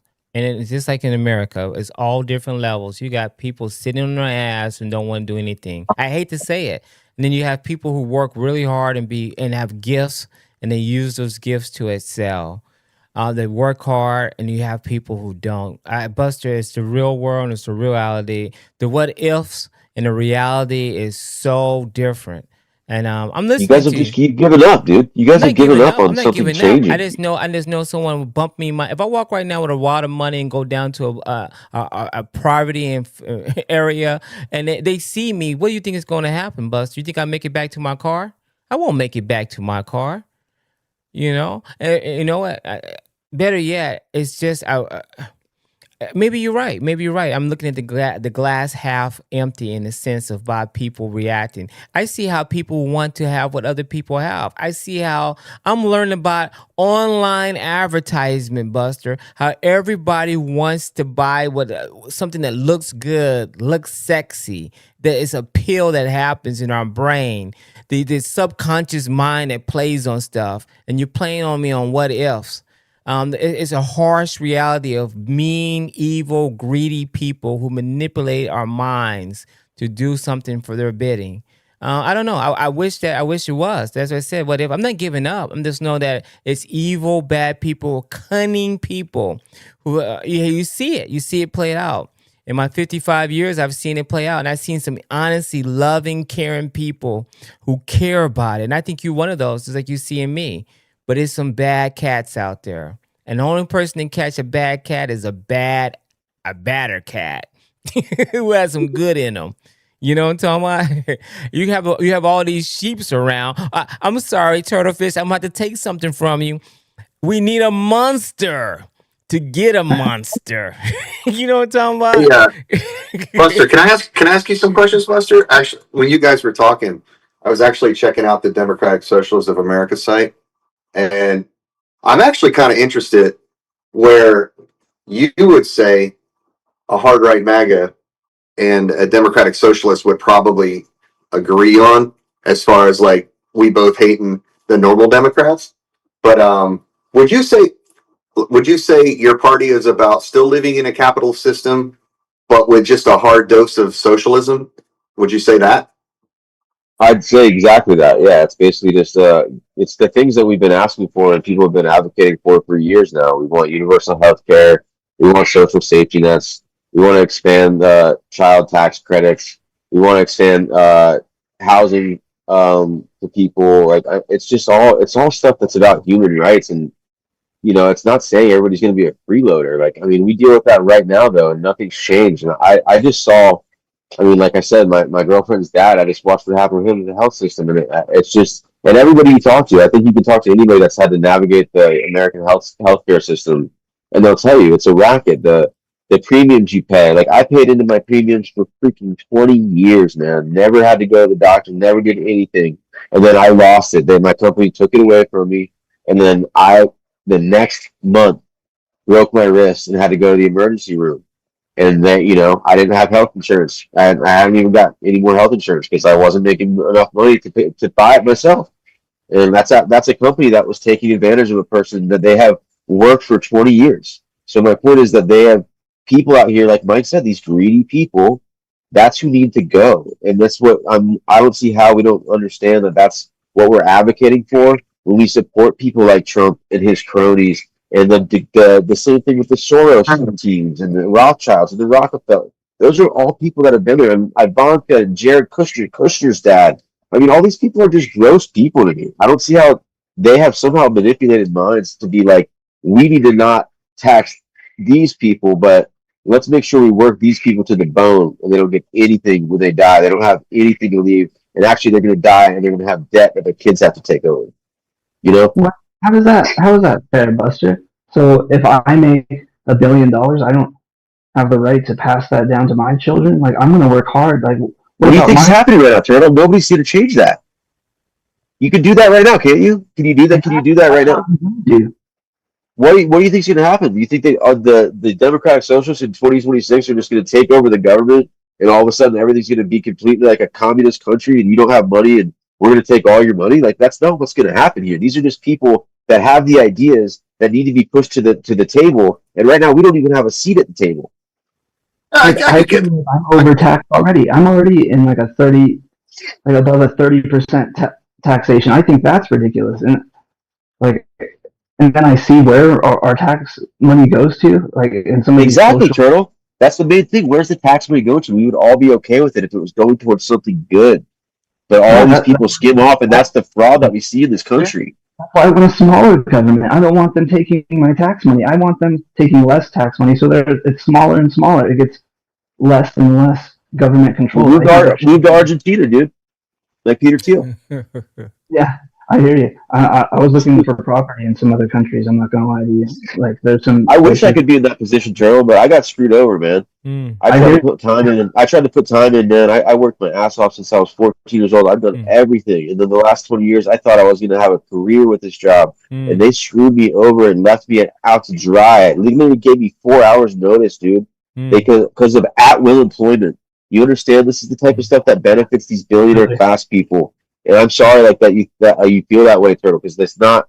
I don't think that anybody, like myself included, anybody that has half a brain would want to stop somebody from gaining wealth and being able to pass it down generationally. But like you got people that own so much wealth in this country, and they've been inheriting it generationally for decades and centuries, and nothing's getting done to change that, and they're not helping anybody else out either. So it's not like, oh, poor pitiful billionaires, they have to pay more. Like, dude, you're fine. Your kids are gonna be fine. So like, how much money do you have to make before it's okay to just what? Like, I don't know. Like, I don't really think life is that bad. Like, maybe I'm speaking for myself, of course, but like, it's not like Elon Musk has all the TVs and all the cell phones. You know, like, I don't know. I think the normal American can have a pretty comfortable life in this world, especially when you compare it to other countries. If you just take my view on the world, if we don't do something to change it, Turtle, pretty soon what you're talking about right now will disappear for anybody that's not well off, anybody that's not sitting in there making over $100 million a year. Like it's just going to completely crush people into poverty, and then those people are going to become basically indentured servants. That's what it's going to happen. You're going to have servitude. You got to get, I don't know, room and board and food, and then you don't even have money to do anything. Buster, isn't that what interest is? Isn't that like someone saying, I don't have enough money for this right now, so I'm going to borrow money and then pay you interest? Like, isn't that like an indentured servant? Like telling someone, like, okay. Dude, financial slavery is very real. We're in it right now. I've felt it for a long time. Yeah, I got a question here from Brian Reddy. Not a question; it's more of a state up. Brian Reddy says here, it's called "Get Another Job, Buster." I'm praying for you, Buster. I'm hoping yeah, something comes I am too, Buster. I really am. I'm not being funny when I say that. Okay, another one here says Pillow Sham. Here says here, Elon gave stock to his employees and made them millionaires. That's the same thing that Turtlefish said. It's called profit sharing. It sounds like you had a bad boss, Buster. I got another one here. Cap for Life says, man, I'm not trying to work 2 jobs. F that. Got Captain actually saying here, again, agreed, Brian. And then someone said at 25% and not 35%, I guess is something I was referring to earlier. It's tough there. Hard right. You have anything to say to add to it with Buster and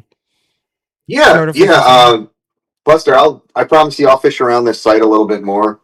I want to see what you guys are about, but yeah. The first thing it says our work, right? The very first thing it says Green New Deal. Okay, so it's like I already got a problem with that right off the bat, because it's like we saw how the Obama administration. Oh, I'm sorry, the Biden administration was trying to force feed. Hold a second, I have a phone call. Please hold. Okay, I'm trying to get to it as fast as I can. I'm gonna call from Joshua. What's going on, brother? You got it, man. Where are you from? Jacksonville, Florida. Have you called before? Yeah, for sure.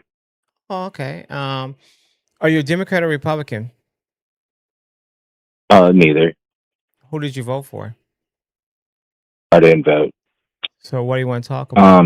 You didn't vote. Why you didn't vote? I do. I want to ask a question. I want to ask you a question. Why you didn't vote? I'm talking about politics right now, and you didn't even vote.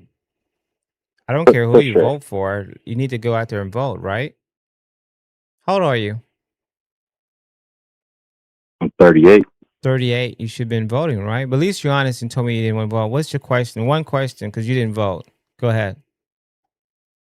Yeah, Elon just posted something about 25 minutes ago that I think that your panel would Very good. be interesting to discuss. If Tell me what you it may, is. Please tell me what it is, so I can type it in. yeah, And look for sure. for it better. I'm sure you have X, and Yeah, I like you can X. pull it up. Tell me Yeah, what it is. Me too.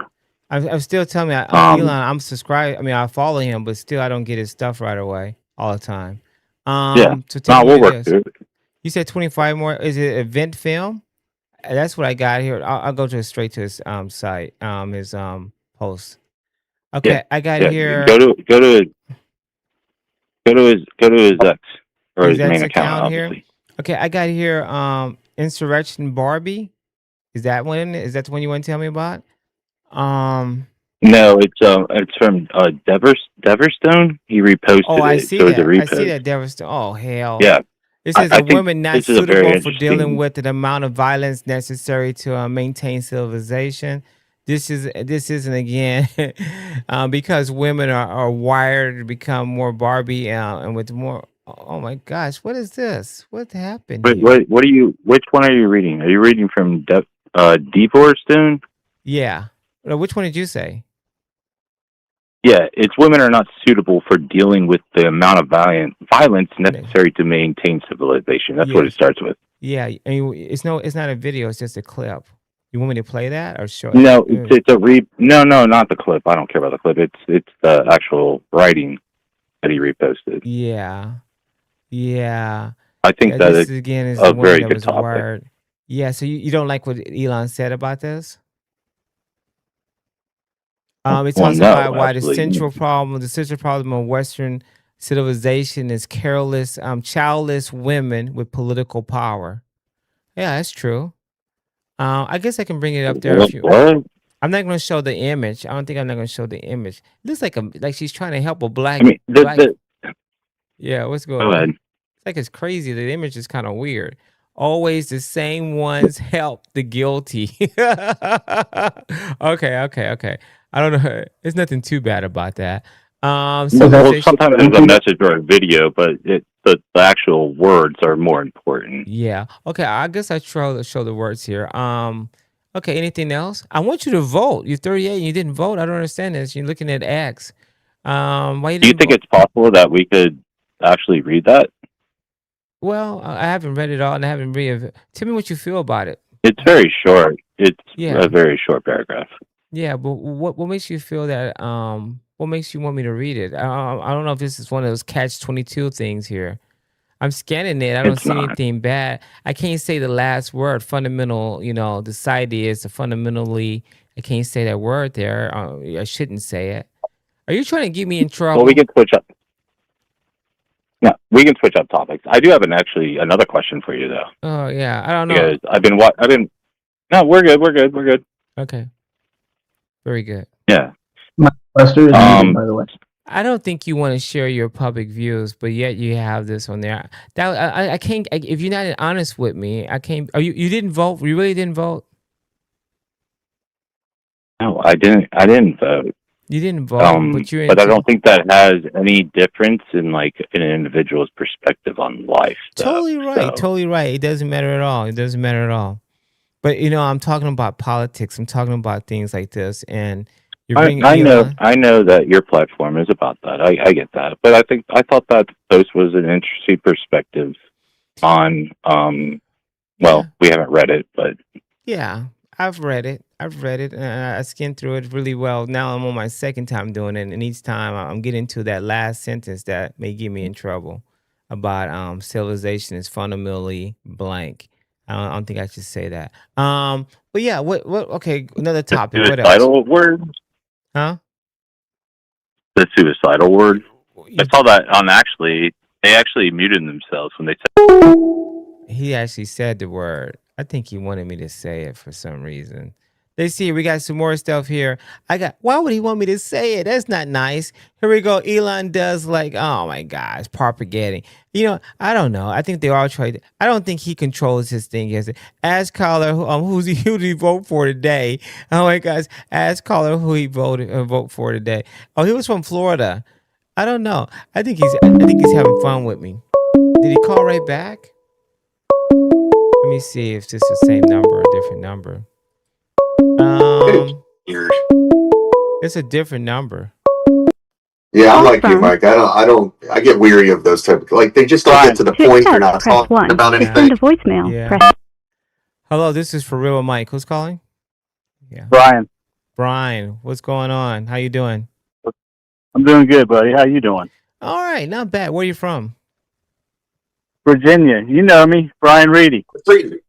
Oh, Brian Reedy. Oh my God, you say you know me, Virginia. Yeah. What was I to talk about? You want to come on the panel, or you just want to talk on the phone? It doesn't matter either way.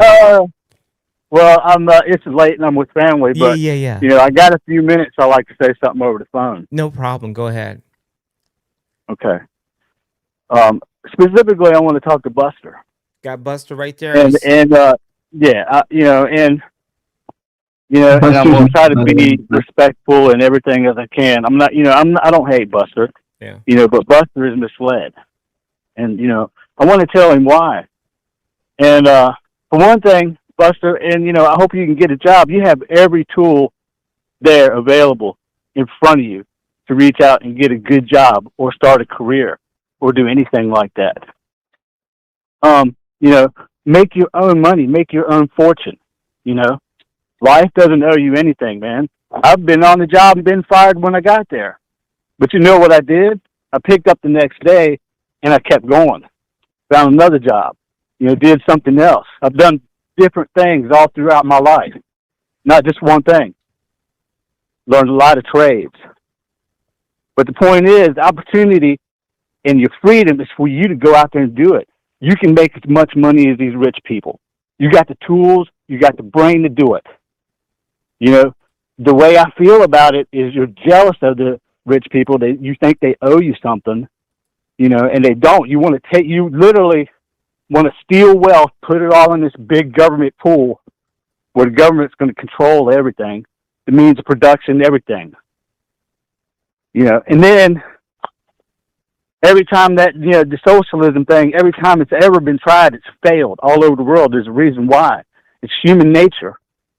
People are going to get in high power in the government over you, and they're going to make the decisions for you because of greed. You think it's corrupt now? Wait till you get a socialist government. And it's been proved throughout history, 100% of the time. That's why we don't want that. It's not right to steal somebody else's money and do what you think they should do with it. Rich people support businesses, families, other people. It's not like they have it sitting in the bank in a pile of money. It's in assets. It's in people. The point is, Buster's able to go out there and be one of them rich people. It's all in your mindset. All them rich people started from somewhere, and they busted their ass to get where they're going. So, that's the whole thing, dude. It's life. Life isn't fair. You're going to get fired from a job. Stuff like that's going to happen. You're going to have setbacks. But you keep going, man. Pick yourself up. I did it with 5 kids through my whole life and supported them and raised them. I have grandkids. Life is what you make it. So I'm for freedom, man. I'm for you to have that opportunity, not to be enslaved to a socialist regime that's failed every time. I don't care how many times you think you're going to try that you can do it better. It never ends up that way. And it's because of human nature. Greed. The best thing we can do now is to keep our freedoms. Make ourselves wealthy. These taxes suck, dude. We shouldn't be paying no taxes. All our taxes that pay for the basic necessities of running the government, defense, and all that can be gotten from tariffs, and we don't have an income tax no more. So we get to keep all our money, and we get to do with it what we want because we worked for it. So I encourage you, man. You're a smart dude. I'm telling you from age and experience, socialism is not the way. We need to let people keep their money and do what they want. Nobody's really ever in control of anything, because someday we all die. But like I said, love you, Buster. The socialism thing irks the hell out of me because young people aren't being taught what it really is. Wow. You know, you want a one world government, keep going socialism, and that's exactly what's going to happen. There's a reason that the United States is unique, because we have our freedoms, we have our choices that we can make. You know, it's all in the mindset. Go out and make your life, make you a business, get another job until you can keep going step by step. And you'll get what you want in life. You know, I don't want to be dependent on the government to decide whether I live or die. You know, all the money runs out at some point. Yeah. But if we're in control of our destiny and we have the power to, you know, like there shouldn't be Social Security. If I'd had all that money and invested in the stock market, I'd have it made. Yeah. So that's my message to you, Buster. I love you. I'll let you go because I'm going to get ready to go back in here with the family. Okay. You know. Yeah, bro. I just urge you to check out the pillars of fascism and authoritarianism and see how that matches up to this. I know you do, but I don't care about the pillars of fascism. You believe because you don't want to look at it. Doing a bad thing for our country. You don't want to look at it. You just sat there and talked for hours. You don't say anything. Save our republic. You just went on and on, dude. You want to hear my response to you or what? Well, you know, I didn't say I was going to be on. I never said I'm not making money. I never said I didn't go get another job. I'm blasting surfboards right now while I just got fired after working for a company for 20 years, man. I didn't say I'm not making money. I didn't say I'm not working. I just said this happened to me. Yeah, so but I mean, before you jump on your high horse, man, and tell me to go get a job and all that stuff, and I can do all this stuff. I'm doing all that stuff, but you don't know you don't know who I am. You're sitting there on the side of a computer screen looking at me and thinking, "Oh, look at this guy. He just wants socialism." Dude, I'm walking outside Socialism and democratic socialism are different things, brother. They're not the same thing. And it's all about keeping a fair market. Dude, it is the same thing, dude. It's the same poison. Brian. You're not listening keeping the market and expanding social programs like Norway, Sweden, Denmark, those types of things. Those seem to be working just fine. Yeah, you're looking at what, Venezuela? You think about Venezuela? Is that what you're thinking about? Why do they all want to come here and live, buddy? Oh, they all want to come here and live?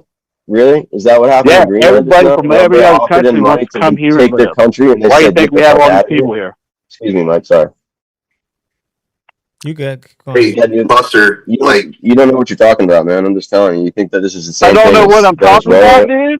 Dude, you're not going to let me talk. What are you even doing here, dude? You want to hear me talk? You just want to tell me how to live my life, dude. You're throwing out things that are untrue. Why do I want to sit here and even argue with that? What I wanted you to do was listen to the whole conversation I gave you at the first time. You got it all figured out, huh? How many times have we tried democratic socialism in this country? Yeah. How many times have we tried trickle down economics? How many times have we tried all that stuff? It's called wisdom. It's called wisdom. How many times have we tried all this stuff? You don't think we're still going to sit here and act like we're not in financial slavery right now? You think when this one world government you talk about, you think that that's not happening right now under Trump? Well, he lines his pockets from the inside the Oval Office. Dude, his family ain't supposed to make money. He's not profiting off the office. It's bull. Oh, crap, dude. There's been no charges. There's been no accusations of it. Ryan. There's not even been an accusation. Just go ahead and talk. I'll just let you talk. Go ahead. You know, like I said, you know, I was trying to speak to you from a personal level, and it's like everything I told you just went one ear and right out the other. Because now you're still trying to. You ain't my father, dude. You ain't my dad. Don't talk to me like you're telling me how to do things, man. I understand what you're saying, but you're wrong about this stuff, dude. Okay, Brian. You got that right, buddy. I'm not your dad. He's doing great. I mean, he's a host, Brian. He's a co-host. I'm trying to be respectful. Brian, I really respect you as well as being a person that helps support this channel as well. I understand. I want to see two men get it down. I want to see the monster inside you. I want to see you defend your points. I want to see you defend your points. That's what I'm trying to do. You don't even let me say anything. You keep talking. You know what? Brian's gonna get off eventually. You know, but I understand what's going on, and so I want to make sure that at least get a course feel of what's going on here and the fabric of America here, because these are real stories. These are real events. I got somebody saying they want the number, they want the link. Hey, the best thing you do is call in and I'll send you the link. Call in. Oh, somebody's calling in. Hold on a second, please. Hold on a second, Brian, please.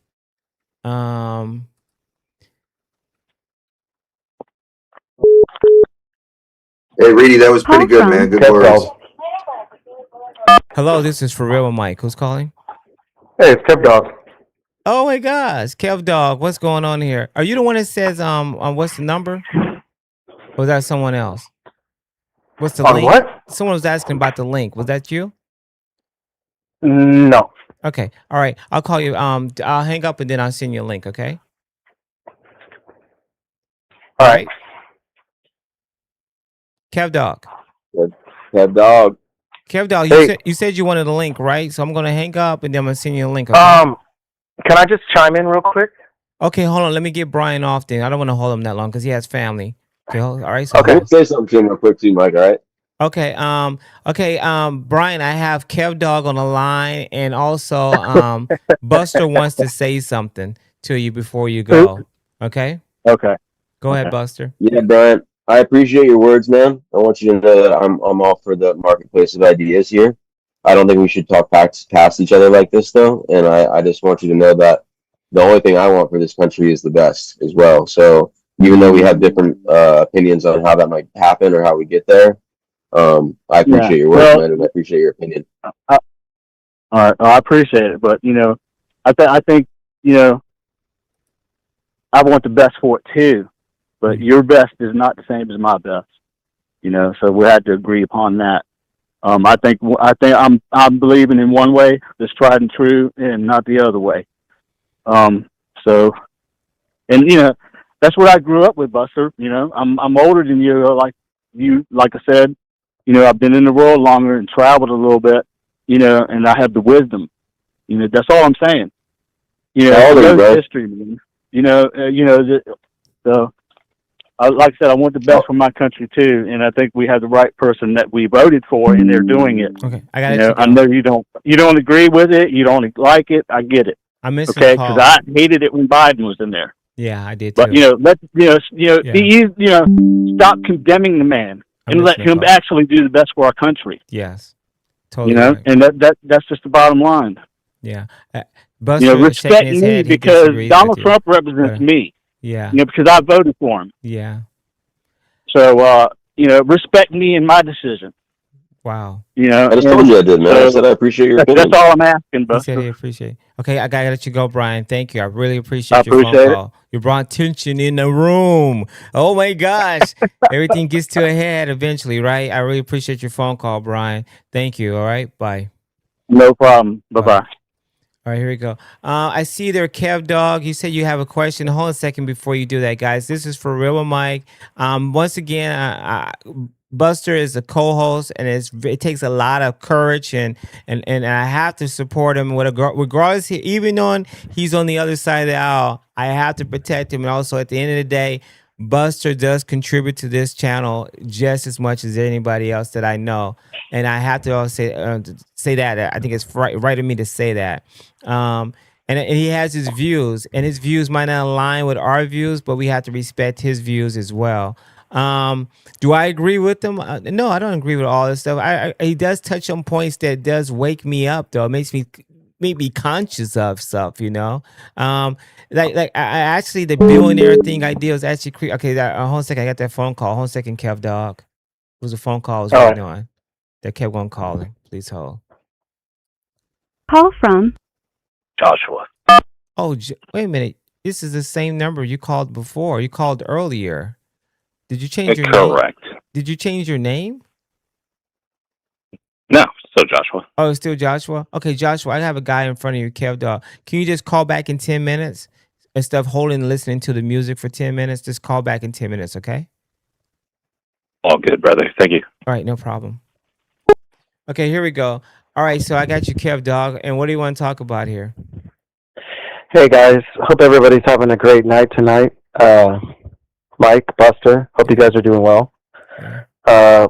Yeah, so I just wanted to maybe give I'm going to try not to go over. I'll just try to make this quick because I tend to go over. Just a little bit of a minute speech, and then I have a question for Buster.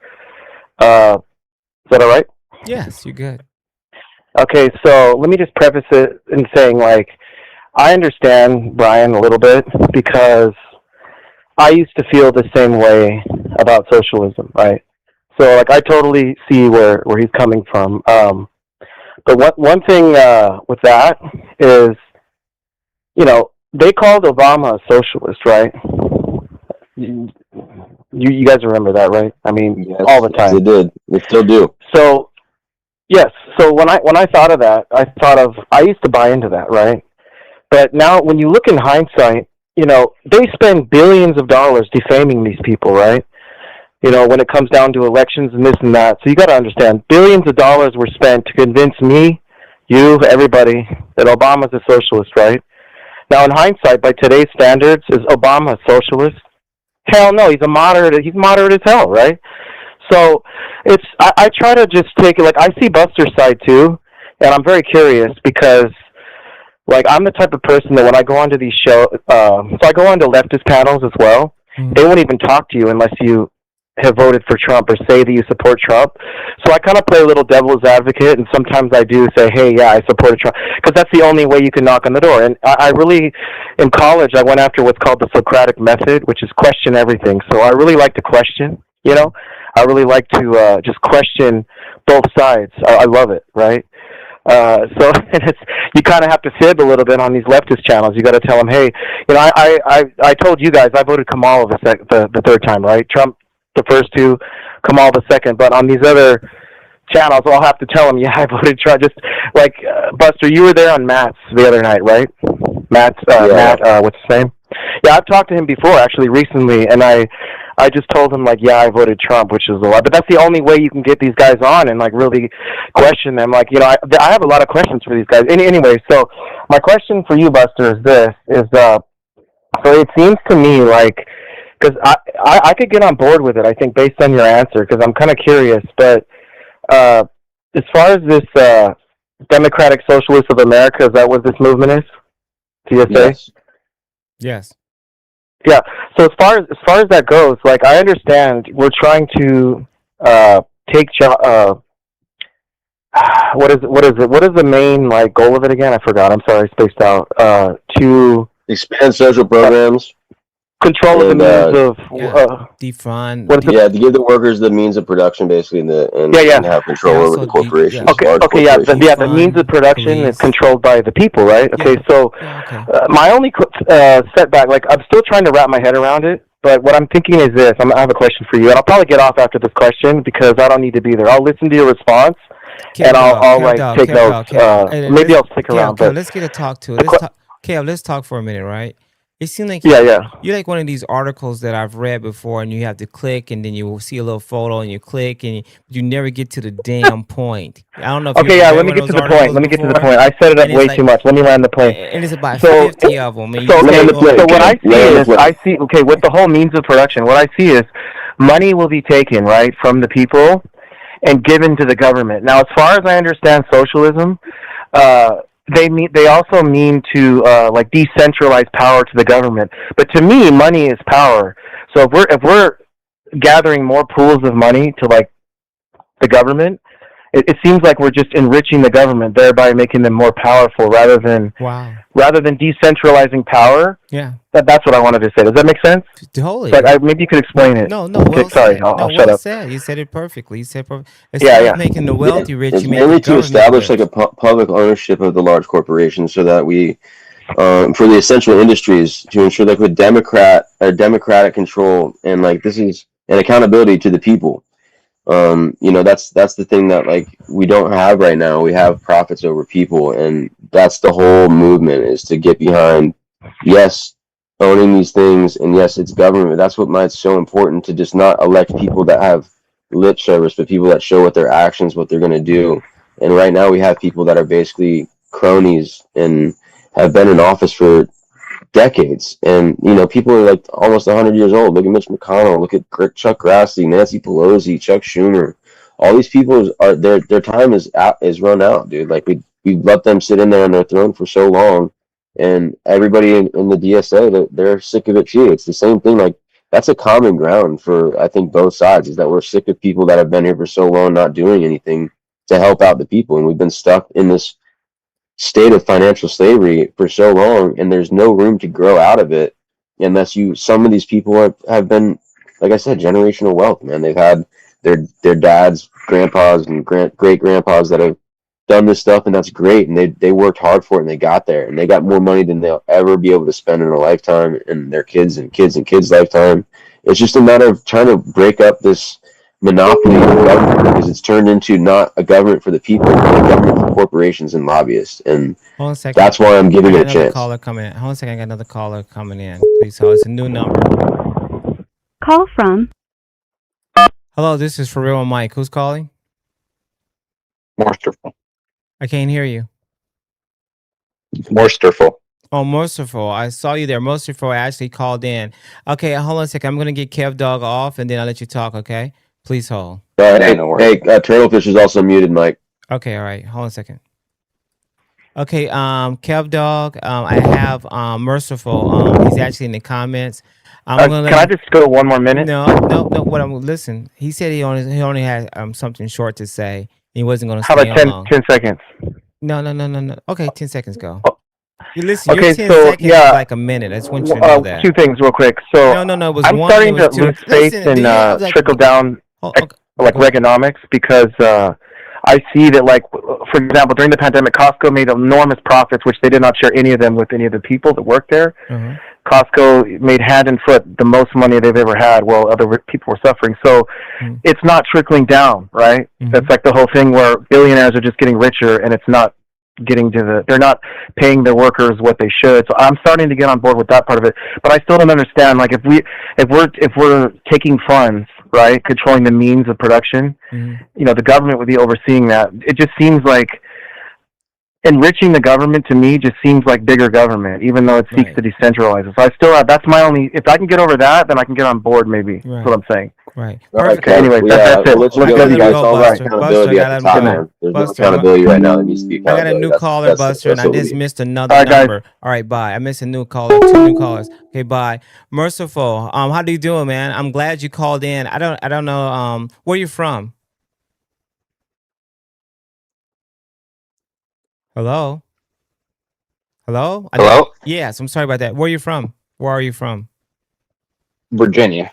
Like Brian. Right, like Brian. Okay, great. Are you a Democrat or Republican? I think of myself as an independent. Independent. Did you vote for Trump or you're against Trump? What? That's still, I'm trying to get to the point here. Oh, yeah. No, not in support of Trump. You didn't vote for Trump at all. Okay, here. All right, so you had a question. You were making a lot of noise in the comments. I'm really glad you called in. It says a lot right there. It's like a good step right there and a good faith that I know that you're not what's it called? One of these bots or something.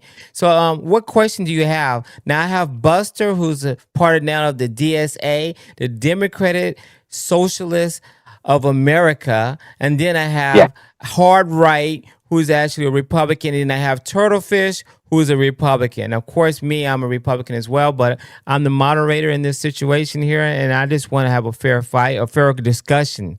So I'm not going to try to block what you're saying. I like for you not to use any profanity, but I'll let you talk in whatever position you want to say. I won't stop you. Did you get turtle? Did you get turtle, by the way, Mike? Yeah, I think I said Turtlefish. Did I say Turtlefish? No, I just making sure he's I not muted muted. him. Thank you. So go ahead, talk to me. Merciful. Yeah, so quick question, and I probably know Buster's stance on this, so for the other folks on the panel, how do they feel about Social Security and Medicare and Medicaid as it is right now? Who wants to take that first? I'll take it first. Pretty hard, right? I would like for all of the money that I put into Social Security to be repaid to me so I can invest it for myself, because I've done a much better job than the U.S. government in my investments than they have in, I don't know, in what I've seen in the past. I just think I want the responsibility of my future. I don't want to trust governments as much, but I understand why it's there for a social purpose.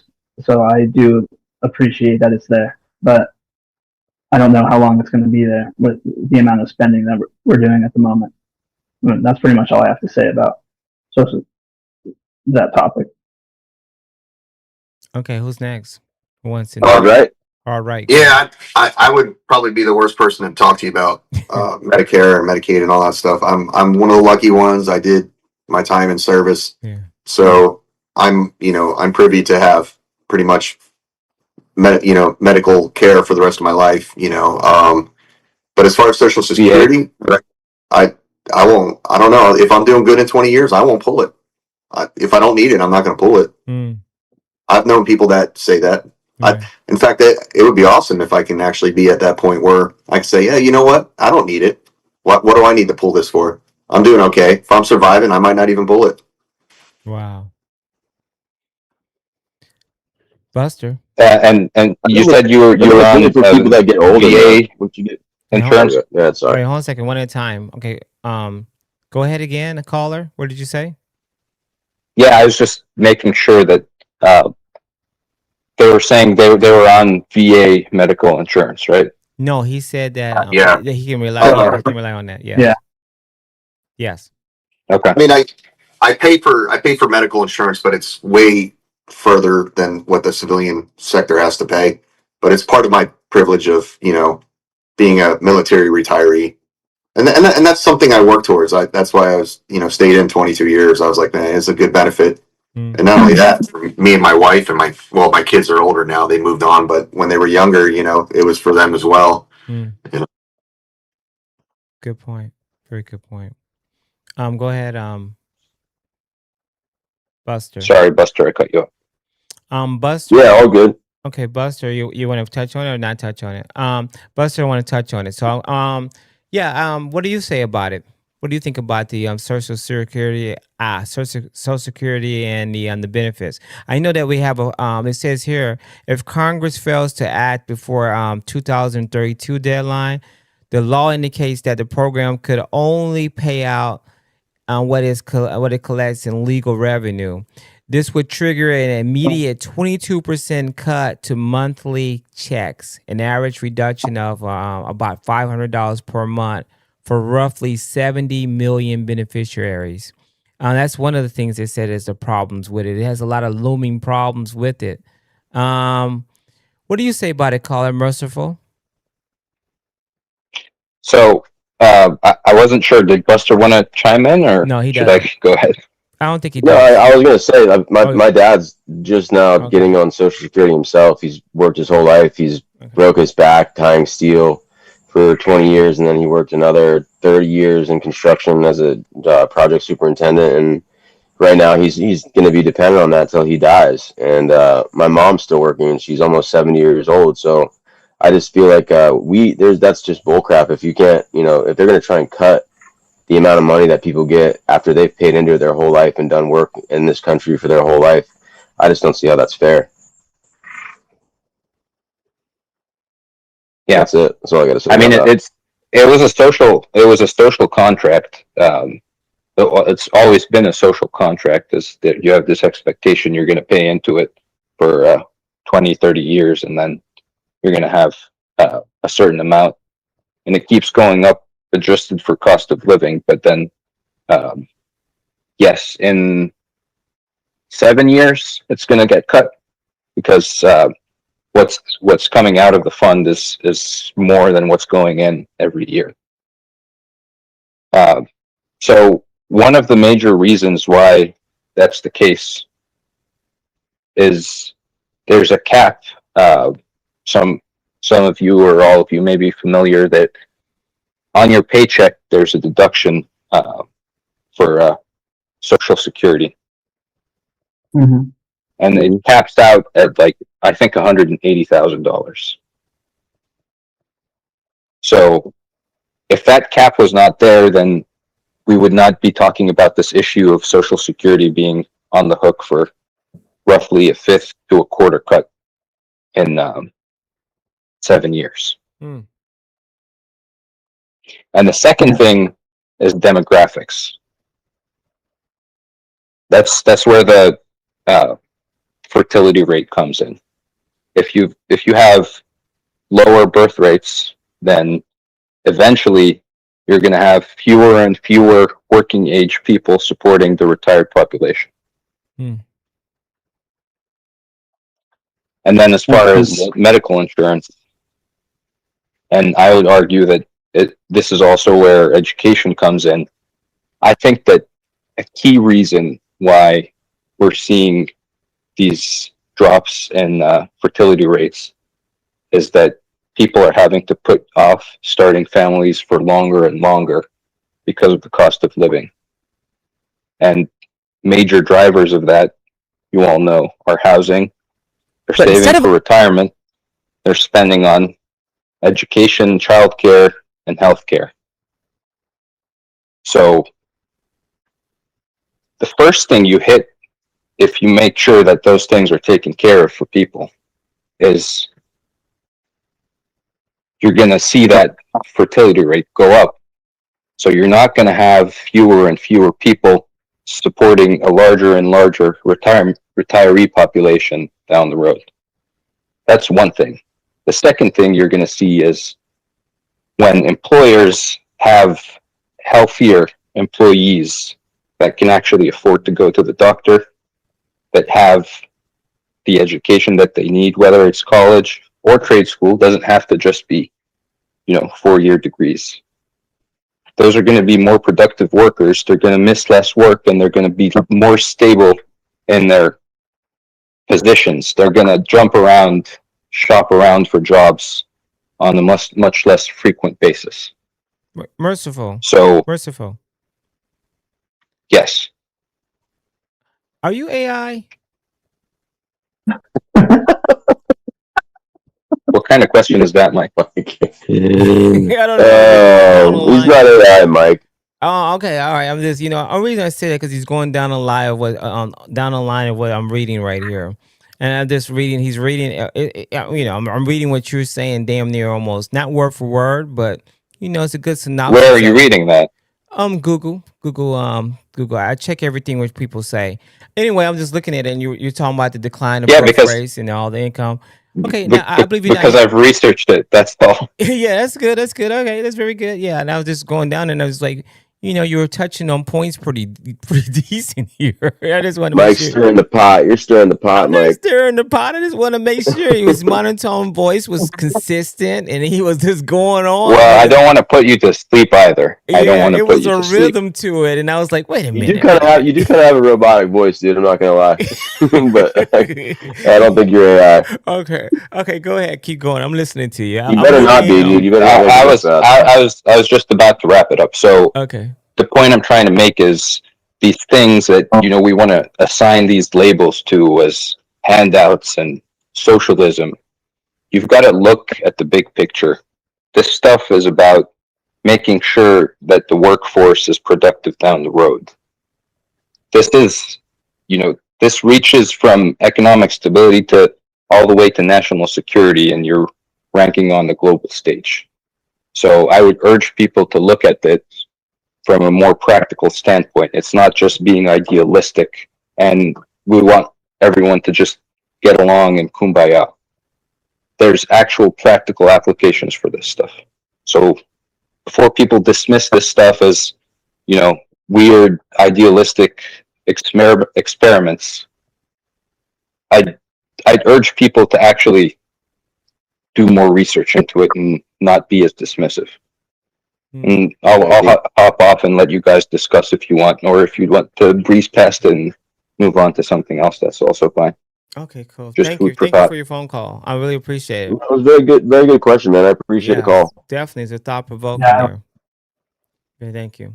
You can look into Denmark and Sweden and these Nordic countries too as an example of stuff like that has turned out and to be a success for those countries. You Viking. So what are we going to do? I am a Viking. I'm Dutch. Let me tell you something. I'm Native American. To use totally white countries like that for an example of how socialism works. Well, you brought race into it, hard right? Why'd you bring race into it? Well, I'm just saying we are a more diverse society. We have a lot different problems than an all white, Norwegian, free healthcare society. You're totally Colombia is another one. Well, Colombia.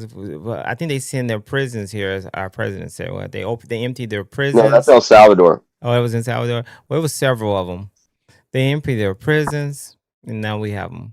Let's see here. Empty their prisons. Jeez, Mike. Let's see here. Type that one into your Google. Okay, I got another one here. He said Asian baby boomers, and he mentioned the decline of birth rates and income inequality. There's definitely the 3 points there, or several points there, and that's the three ones. That's the major ones. People are living longer. The decline of birth rates. I remember Barack Obama saying that we need more workers, and I think was that Barack? It was someone that said we need more workers, and then the income inequality. I think he touched that as well too. Throughout the country, cost of living is so different everywhere. I didn't know, and I didn't find. He said there was a cap on it, $180. I didn't know that. 180,000. Oh, he said 180,000. Okay, I see a cap here of 184,500. That's the cap there. Social Security payroll tax is capped at 184,500. But that's close enough, 180,000. Okay, so yeah, I saw that. Yeah, so it's pretty interesting, very interesting going on. It's gonna have to happen here because it says immigration restraints. It said the 2026 forecast worsens. It says it worsens. They're partly due to lower assumed immigration. Fewer foreign-born workers operating in the formal workforce. Means that smaller tax base and support for immediate trust funds reserves. So that means that they're saying immigration restraints might cause a problem here, and tax revenue reductions. The way to go. Huh? That's why I think my way is the way to go. I would have rather kept all of that money I put into Social Security and invested it myself. Yeah.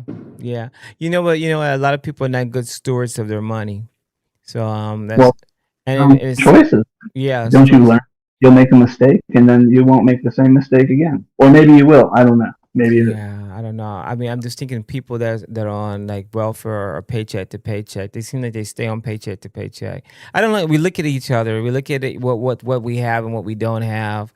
I don't know. I'm so and the misfortunes of life. I just remember seeing people who have lost a parent at an early age and they're behind the 8 ball right away. Sometimes, it's just the misfortunes, and then, but then they rise and become something great. So it's just the cycle of getting back up. I think Brian was saying that, Brian Reddy, of rising and getting back up, and what comes in my mind is this guy named Peterson that I listen to, which is a very good motivator. You know who I'm talking about? Beta. Fish. Huh? Beta. You know, Jesse Lee Peterson. Yeah, Jesse Lee. No, Jesse Lee Peterson. Yeah. He's great, man. Yeah, and this conversation is definitely ring bells of how I remember telling and the people I'm around that younger than me is to always fight, always look at the glass half full, not empty. And I think you have to do that. You can't blame your skin color for something. You got to keep going. You got to fight. You have to show your best side of you, and stay strong. It's easy. It's easy to be, to do the opposite of that.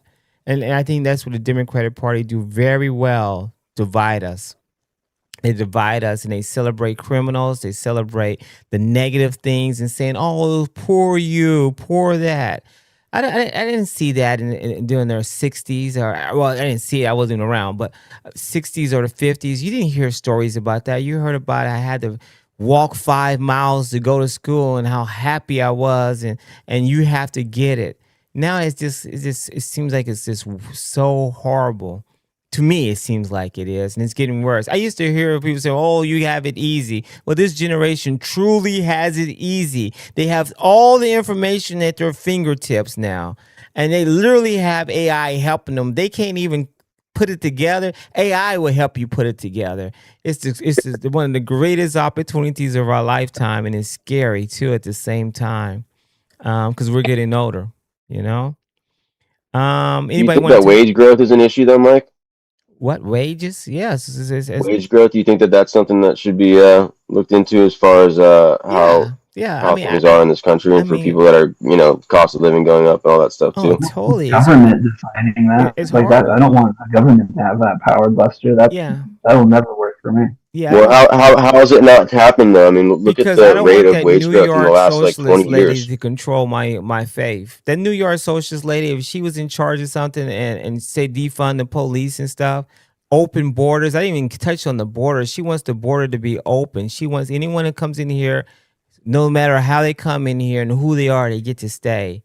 No police. And 62% of people that are in this country undocumented come with overstaying visas, we right? gotta stop it. We gotta stop. Well, I don't know. It's hard to say. I think we need to have good people to come. I don't know. Not all people are good. Like white South Africans.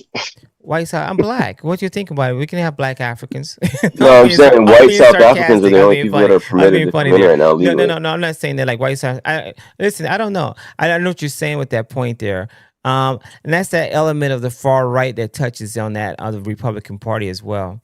But are they producers? Are they really stewards of when they come here to become workers? Or are they taking assistance? It seems like the people who are just coming through the southern border are taking assistance right when they get here and they stay on it.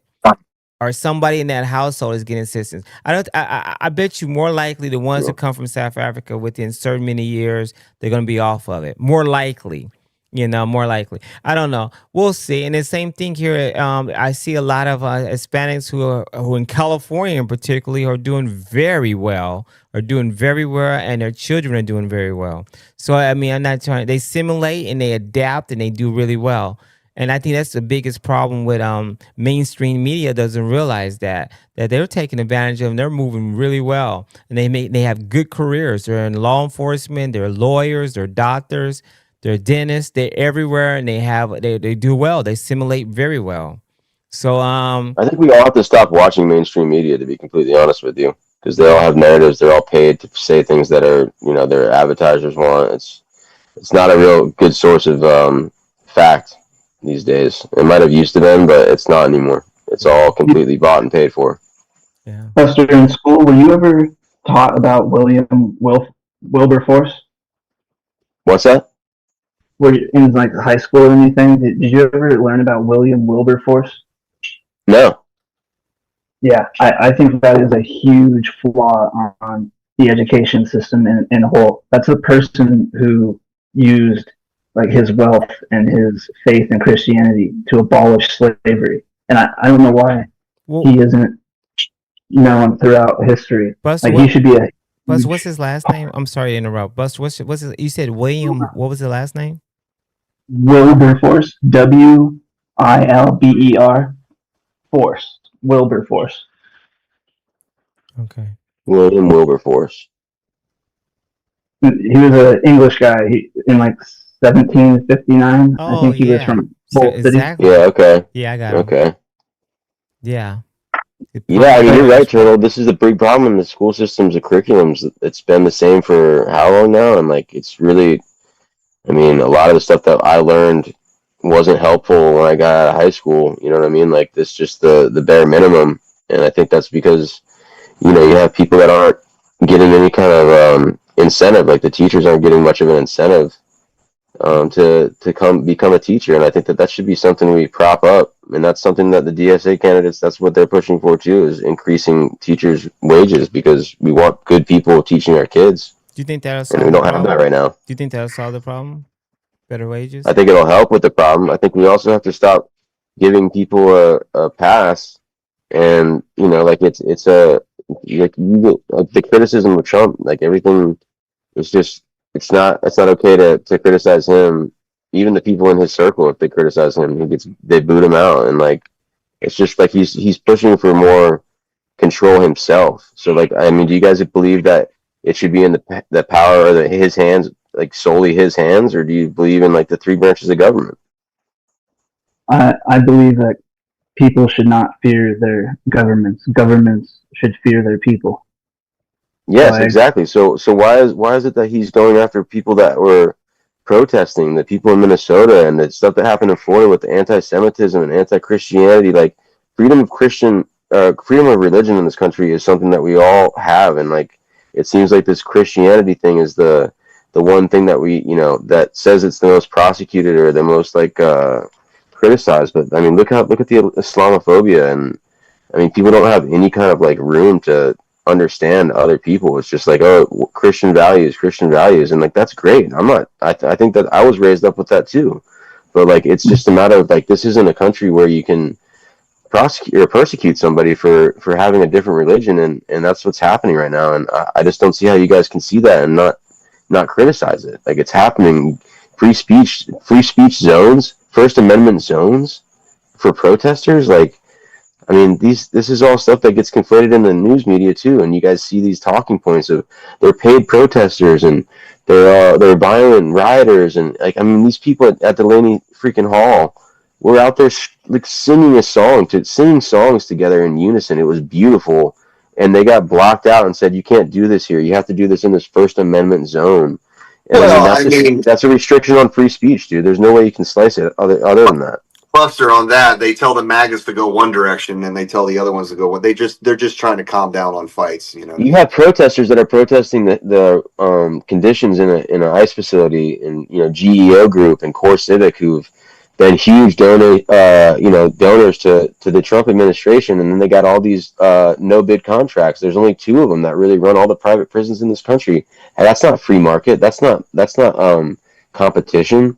And I mean, they're getting handouts, they're getting favors for what they've given to a political person or to a president, and that's why we have to get away from that. And I don't hate Trump. I just don't like that he gets this special treatment and then claims he's being so like he's such a victim. And like, dude, the guy's he's fine. Like, there's nothing.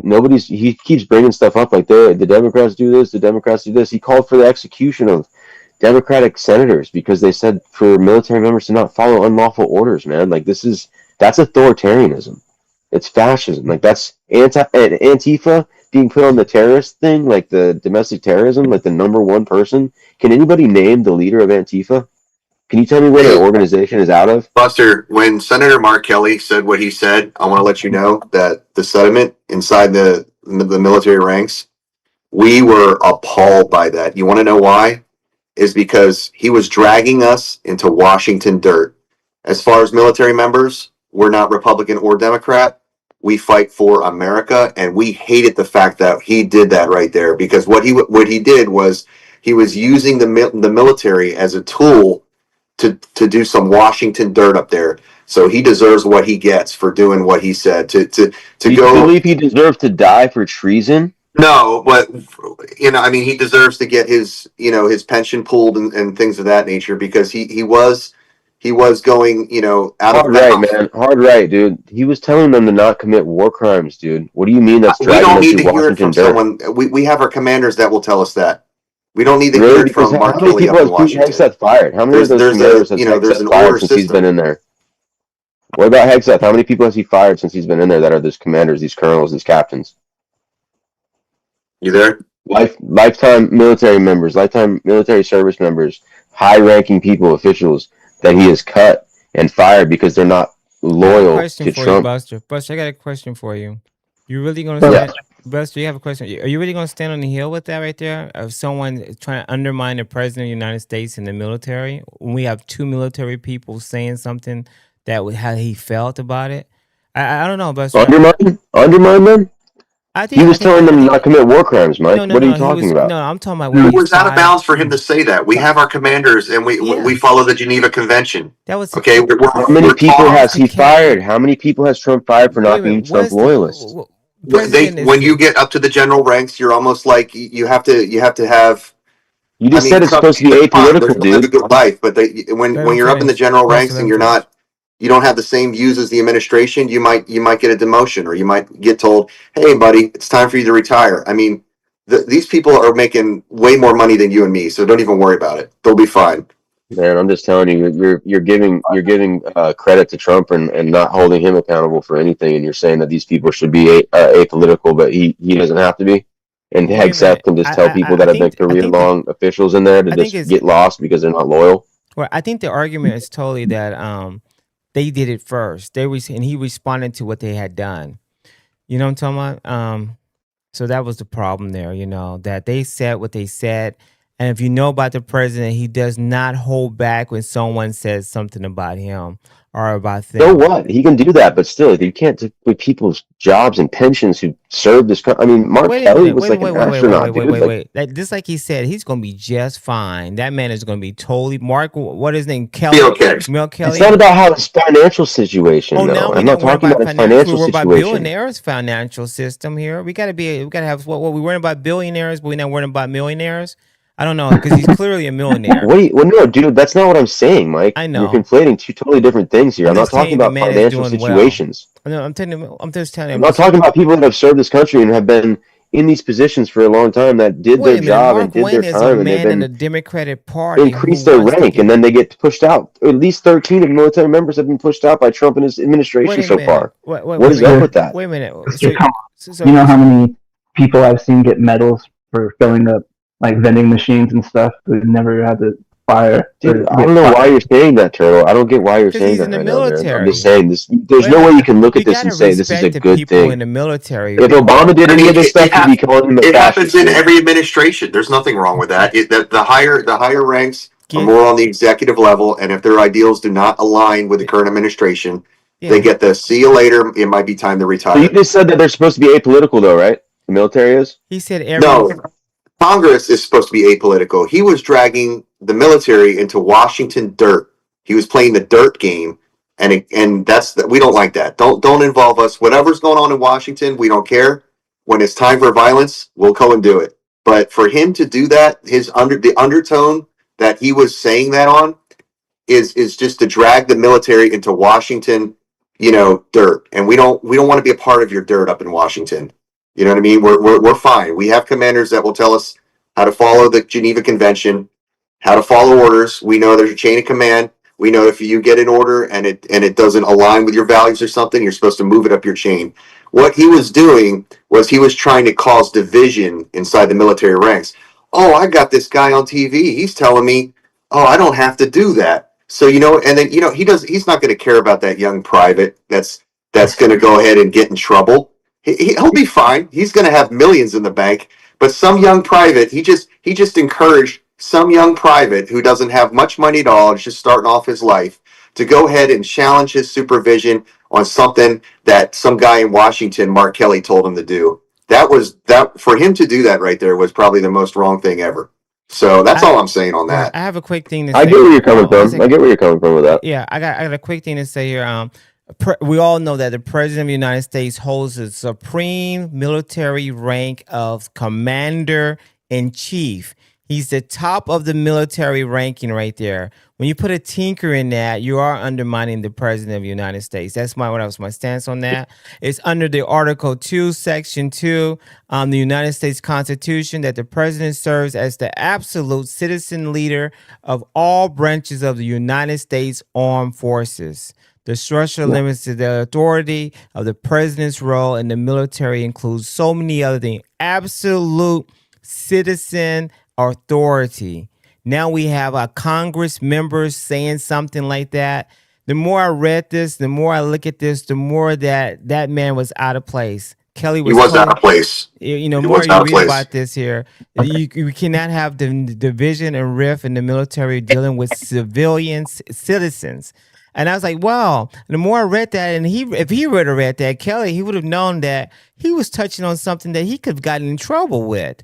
The power of declare war. It's just so many things here. Checks and balances were all out of place here. He is the supreme leader of the military there. And now we have a House of Representative member saying what he said there. That was dangerous. The supreme leader.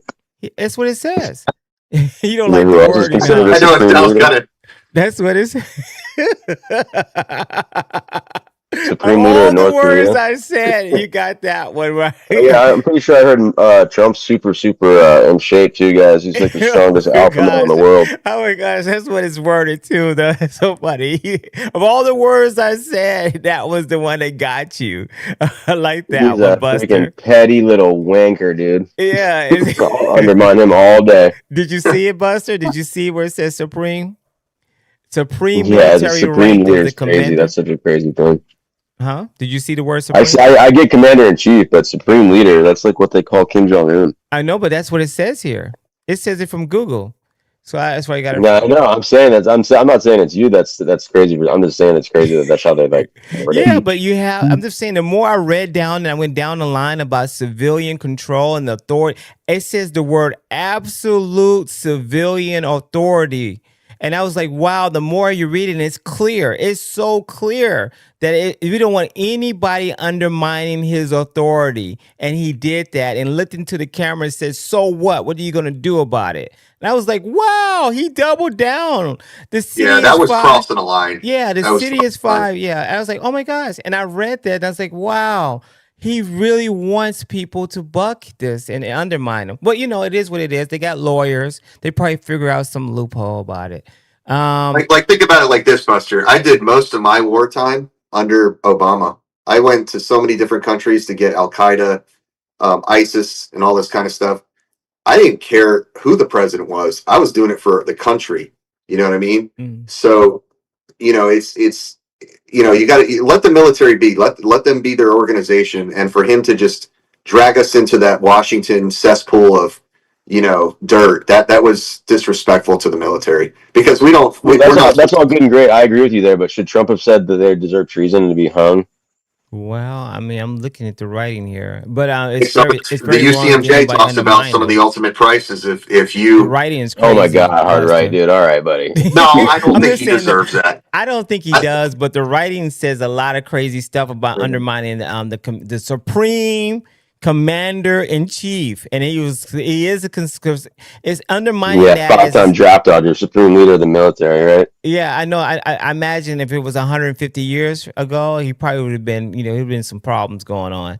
But now in 2026, I think we're more lax on the situation. But they can strip him. They can actually strip him of his what is it called? His pension and stuff. His pension and stuff, right? And that's the minimum they're doing. They could do really more. They could give him jail time. It looks like. I think Trump was just talking some game. We know how Trump can be. I'll agree with you, Buster. I know sometimes he tries to go straight to treason from that is crazy. Is my point. Yeah, it does. Well, he's just reminding the American public that it's still written in the Uniform Code of Military Justice that we still have these laws in place that if you, if you go against, what do they call it? Like if you're treasonous to the U.S. government, the ultimate price for that is death. Damn. Would he have done that? No, but it's in the books. It can be done. It's crazy. If that would have cost some soldiers their lives, then I would have absolutely permitted the ultimate penalty. And we haven't done it for over 200 years, so nobody's going to get killed, Buster. Don't worry. Commanded to prevent a military dictatorship. Yeah, it's some writing, some strong writing there, and this is just Google. Yeah, that's just one of the things. Buster, you're right on a lot of issues. You're right. He shouldn't have been, his life shouldn't have been taken. But it definitely is just. At this stage, they're undermining the president and saying that he wasn't. I thought it. It's truly.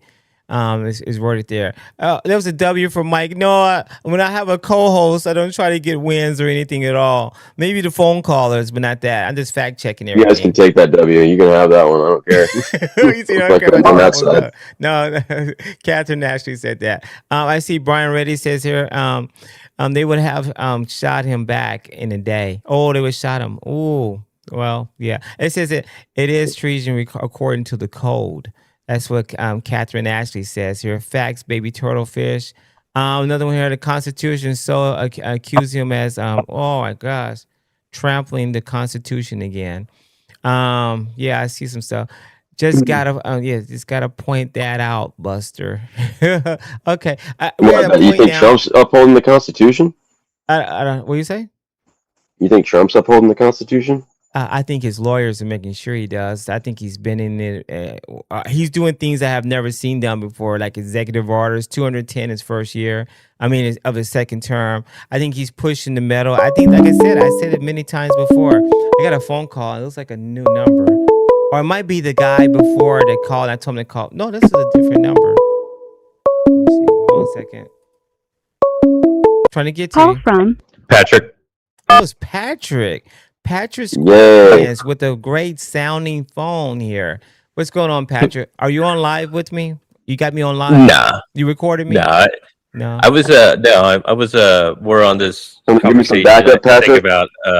about yeah. Well, I'm curious why there's not such a level of rhetoric when it comes to Pete Hegseth saying the same thing that Senator Kelly said.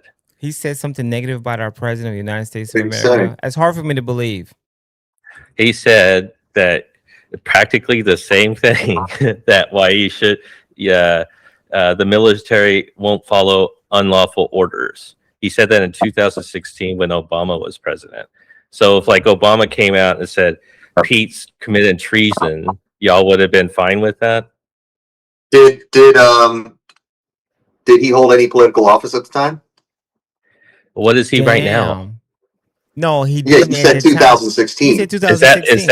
Is that going to be your way out of the conversation? Well, by it's asking a if he was fact. in Is it political Well, office? in 2016, Isn't he's it a about the Constitution creed that he's not that you working assign for us in yourself the to? government. Patrick, come on, Get the Patrick. Now, goalpost. let's play fair, Patrick. Here, was he holding? I am playing fair. I asked a simple hold question. on I a got second. asked a Talking question. fast and over talking is not fair. Listen, he asked you a question. Was he holding a political position at the time? 2016. He asked a question, avoiding a question. You didn't answer it. I'm asking you now. In Did he answer my question? Yes, he did. He Okay, asked well, you. here's my response. He wasn't holding any political office at the time. I was trying to get you to that point. There you go. Okay. Okay. You think Pete Hegseth's qualified to be with you? Well, you know, I don't know about a man in a skirt with a All right, dog you think he's costume qualified on, to be in taking that his position? picture would have been a good leader. But I don't know. I think he's doing great. Enrollment is at its maximum point, right? Everyone wants to be in the military now, so he's doing some type of How's the recruitment. Iran conflict going? Okay, go ahead. How's the Iran conflict going? A little bit louder and a little bit clearer. How's the Iran conflict going? Oh, the Iran Yeah. conflict. How do you think it's going? No, why don't you ask the regime? We kind of beat them into submission. They're not even going to think about going jihad again. We're back Oh, at my war goodness. with them. We just committed, or they committed Gosh, strikes you know against what? us, and Your we're committing hate strikes travels against them. deep if you think that it's not some headway coming through now. I think right now we're snapping them back every time they can. Give it time. Give it time. Give it time. That country has, like, I think roughly over 9 million. They have a lot of different leaders in different sectors and stuff. They all get the message real soon. Let's hope for peace, right? Let's They hope. hold that- all the cards right now, though. Yeah, They hold all the cards right now. As an American citizen, we should be happy that we have a president and a country that we're trying to get peace right now. I think they want you. I think y'all want to have conflict for the midterm election so you can point this out some kind of way. I don't know. I don't know what. Like, if I send you this video, again, We're will you not the play ones it? that started it. I got a video playing. No, I sent you a video the other day, and it didn't. We weren't able to play it in time. Oh, okay, But hold can on I a send second, it to please. you I got a again? phone call. Please hold. Call from Josh. Hey, Joshua, how you doing, man? Give me like 2 minutes, 1 minute, okay? 1 minute, please. 1 minute hold, okay? Not a problem. Okay. Let Patrick come up on the panel. Hey, Patrick, I have Joshua pushing up against. I've been on for 3 hours. I'm thinking about, like, I'm running out of tank here on the gas here. It's late here now, and I know it's late where you are. I've been on for 2 hours and 52 minutes. I'm gonna give Patrick the last 30 seconds to say something, whatever you want to say. I try not to interrupt you at all, or maybe a minute. And then check out the link I just sent you in your Okay, I text will. too, Mike. Okay, I will. I mean, I think I proved my own thought process here. If like you ask like almost a similar situation, and it's always a way out. There's an excuse for the There's actions the that truth, and then there's Republicans take. this rhetoric. You know what I mean? Thanks. And right here, we're for real. Okay. Yeah. I mean, okay, so we have that going on. Okay, thank you, Patrick. I really appreciate you having a thought process with the Hegseth. I'm going to look into a little bit more on what he said in 2016 that was correlating with Kelly, and but I think the strongest argument was that he didn't hold a position in 2016. He was a news anchor. I Yeah, believe. but we have to hear about like the military keeps out politics, and he's former military, is he not? I mean, at least he claims to be, right? But he wasn't holding a position, though. Oh, that's a good But point. he's like former military, right? point, So good like point. he should be under that same code that y'all want to preach about when it comes to Senator Well, I'm gonna Kelly. look at it. That's a good point. That's a very good point. He still was in military, a previous military on, and he was a newscaster that was being played out throughout the Yeah, the he was country. just some Joe Blow on Twitter saying that, like, and there wasn't a peep from Obama about it. That was also like you don't Maybe have it was any their fault. like comments from But can I Obama ask on you a it. question here? What happened if it's too I would say if you're working for the people of the United States, you better mind your P's and Q's and know your lane. Damn. When you're a Fox News reporter, you can probably get away with a little leeway. Right. The U.S. senators sent a letter to Iran during the negotiations Obama was having with them, saying that they were basically going to undermine his deal. 47 senators signed off on that, and look at where we're at right now with that undermining that happened, and we don't even talk about those that. are strong words, man. I would love for you to show me proof of that. Just to say stuff like that. I'm for real with Mike. Come on, man. Show me some facts with that. Just don't say that out loud. Is that well? I mean, that's it's interesting. We don't know about the it, Republican right? Democratic Party. I can say a lot of things. That's not fair to call Like out I numbers. learned something about that Wilbert guy or whatever his I name don't was know. earlier. That Yeah, but it was that, two things you said Starfish right brother. now that I have to fact check, and I don't know if they're even true. And it kind of bothers me that you're going off to him on it. I got Patrick. I got Buster here, and Buster's pretty much more factual on that. Give me some kind of way I can check that. Send me something. Let me believe that you believe that it's true. That you're leading me the right path. Okay, I just can't You should take play your that word. short I sent you, Mike. You should play that real quick. Okay, I'm gonna play it. Well, I got a caller though. Patrick, I really appreciate you because you do bring up some good points at times. I think that the hard right stood up on American flag. I think we should be proud to be Americans, just like Buster has on his sleeve. They're a patriot. We're all patriots. We want America to win. I like that. Yeah, but I also don't want to kill school children Well, you in know the what? It process seemed like either. Obama didn't have any problems with it. It didn't seem like we had other. I did Democrats. have a problems with Well, Obama's you know what? drone I like to hear program. you lead off There that. was Not protests during just Obama Trump, for but that just stuff. have. Obama's not the current president, though. Well, now we going on current here.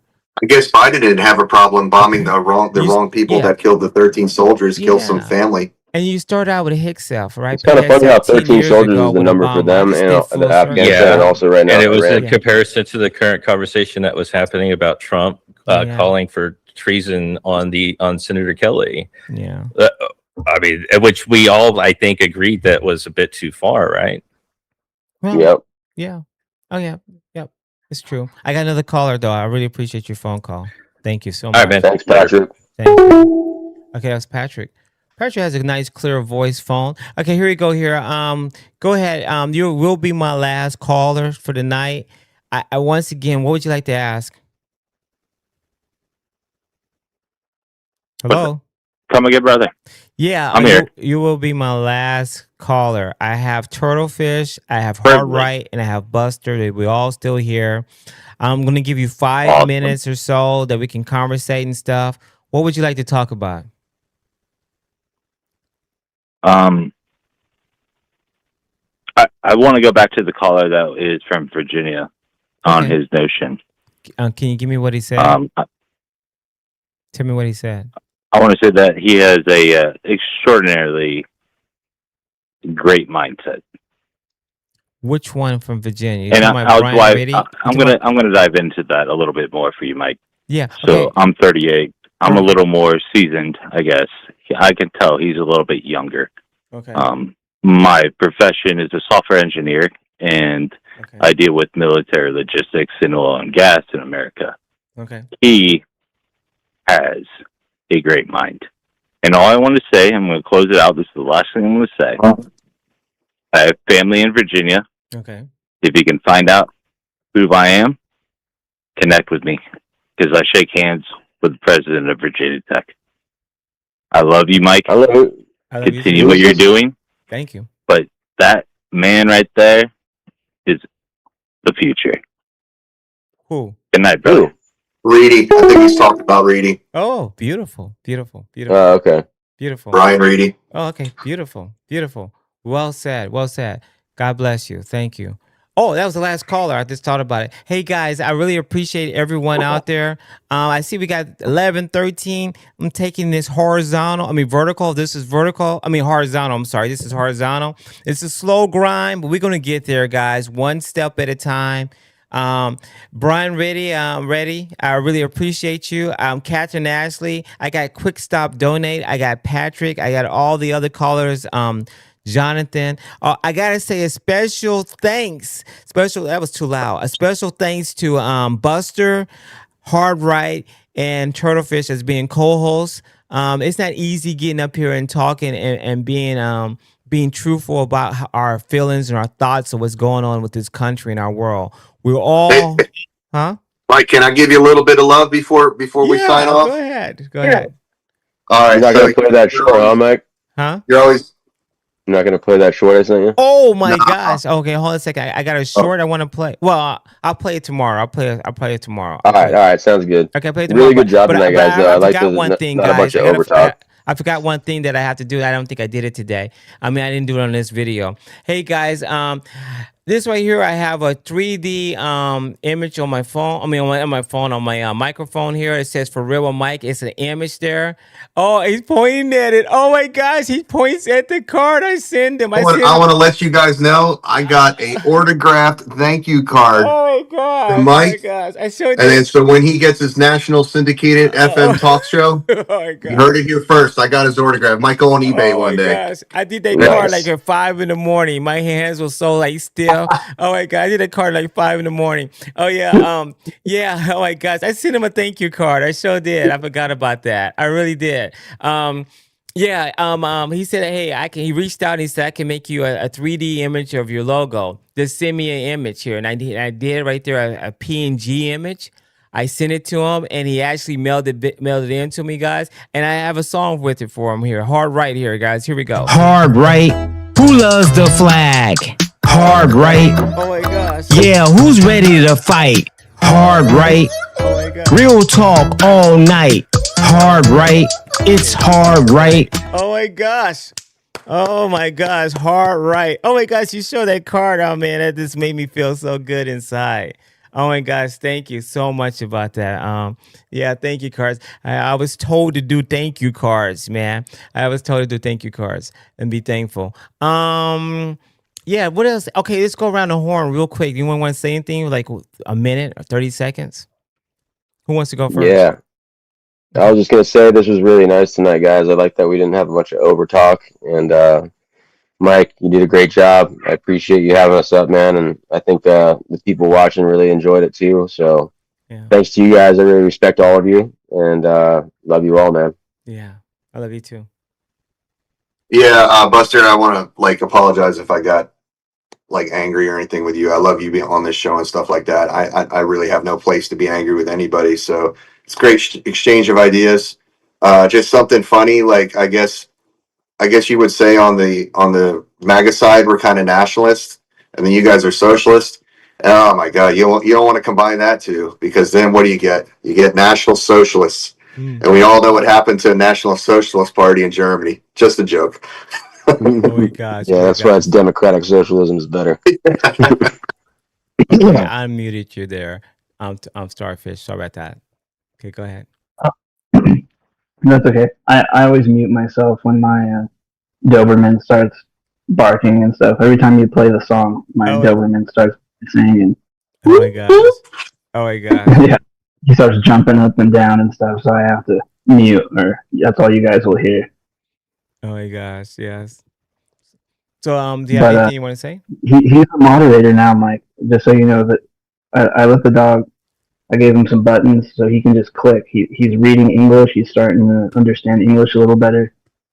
So I'm gonna send him over to you when he's ready. Oh my gosh! Oh my gosh! Oh my gosh! Oh my gosh! I really appreciate y'all and everyone, and especially the callers. I know how it is. The callers, the chat, Catherine, Ashley. You were holding it down pretty hard in there, boy. You were going in it with everybody. Brian Reddy, I really appreciate you as well. God bless everyone, guys. This is the point where I ended, right? Yeah, God bless everyone. I just got to do a quick shout out to my future wife, Lisa Ann, too. Oh my gosh, that Lisa Ann is funny. That is so good. Leave saying like you. I wish some people in the chat would come on up. If they like, I've seen this one guy, U.S. Navy spook, and Eric Klein. Yes. Don't be afraid, man. I just come on up, man. This is just a cool way to just exchange some ideas. I learned a lot from Buster. Yes. You know what I mean? It's all good. Yes. Yeah. You know? Well said. We want to see some new faces come up. Yeah. Well, It's so much nicer when Terry's not in here yelling at everybody. Terry's gonna say, wait a minute. I love you, Terry. I'm just kidding, man. I love you, bro. What Terry yeah, you says. gotta stop over talking people Buster, on panels. do it for me. Please tell me how Terry sounds. All right, easy goes. Now hold on. And again. Let me ask you a question. That's crazy. I think you should be a comedian. I really do. Your humor is pretty good. I like that. I'm gonna run for president in 2028. Hey, you know what? You might go to New York. New York, you just might win. You know what I'm talking about? No, I need to make change in my hometown. That's what I'm trying to do. I'm trying to be the change that I want. Okay, you know what? You have a chance. You really do have a chance. You really do. Okay, here we go, guys.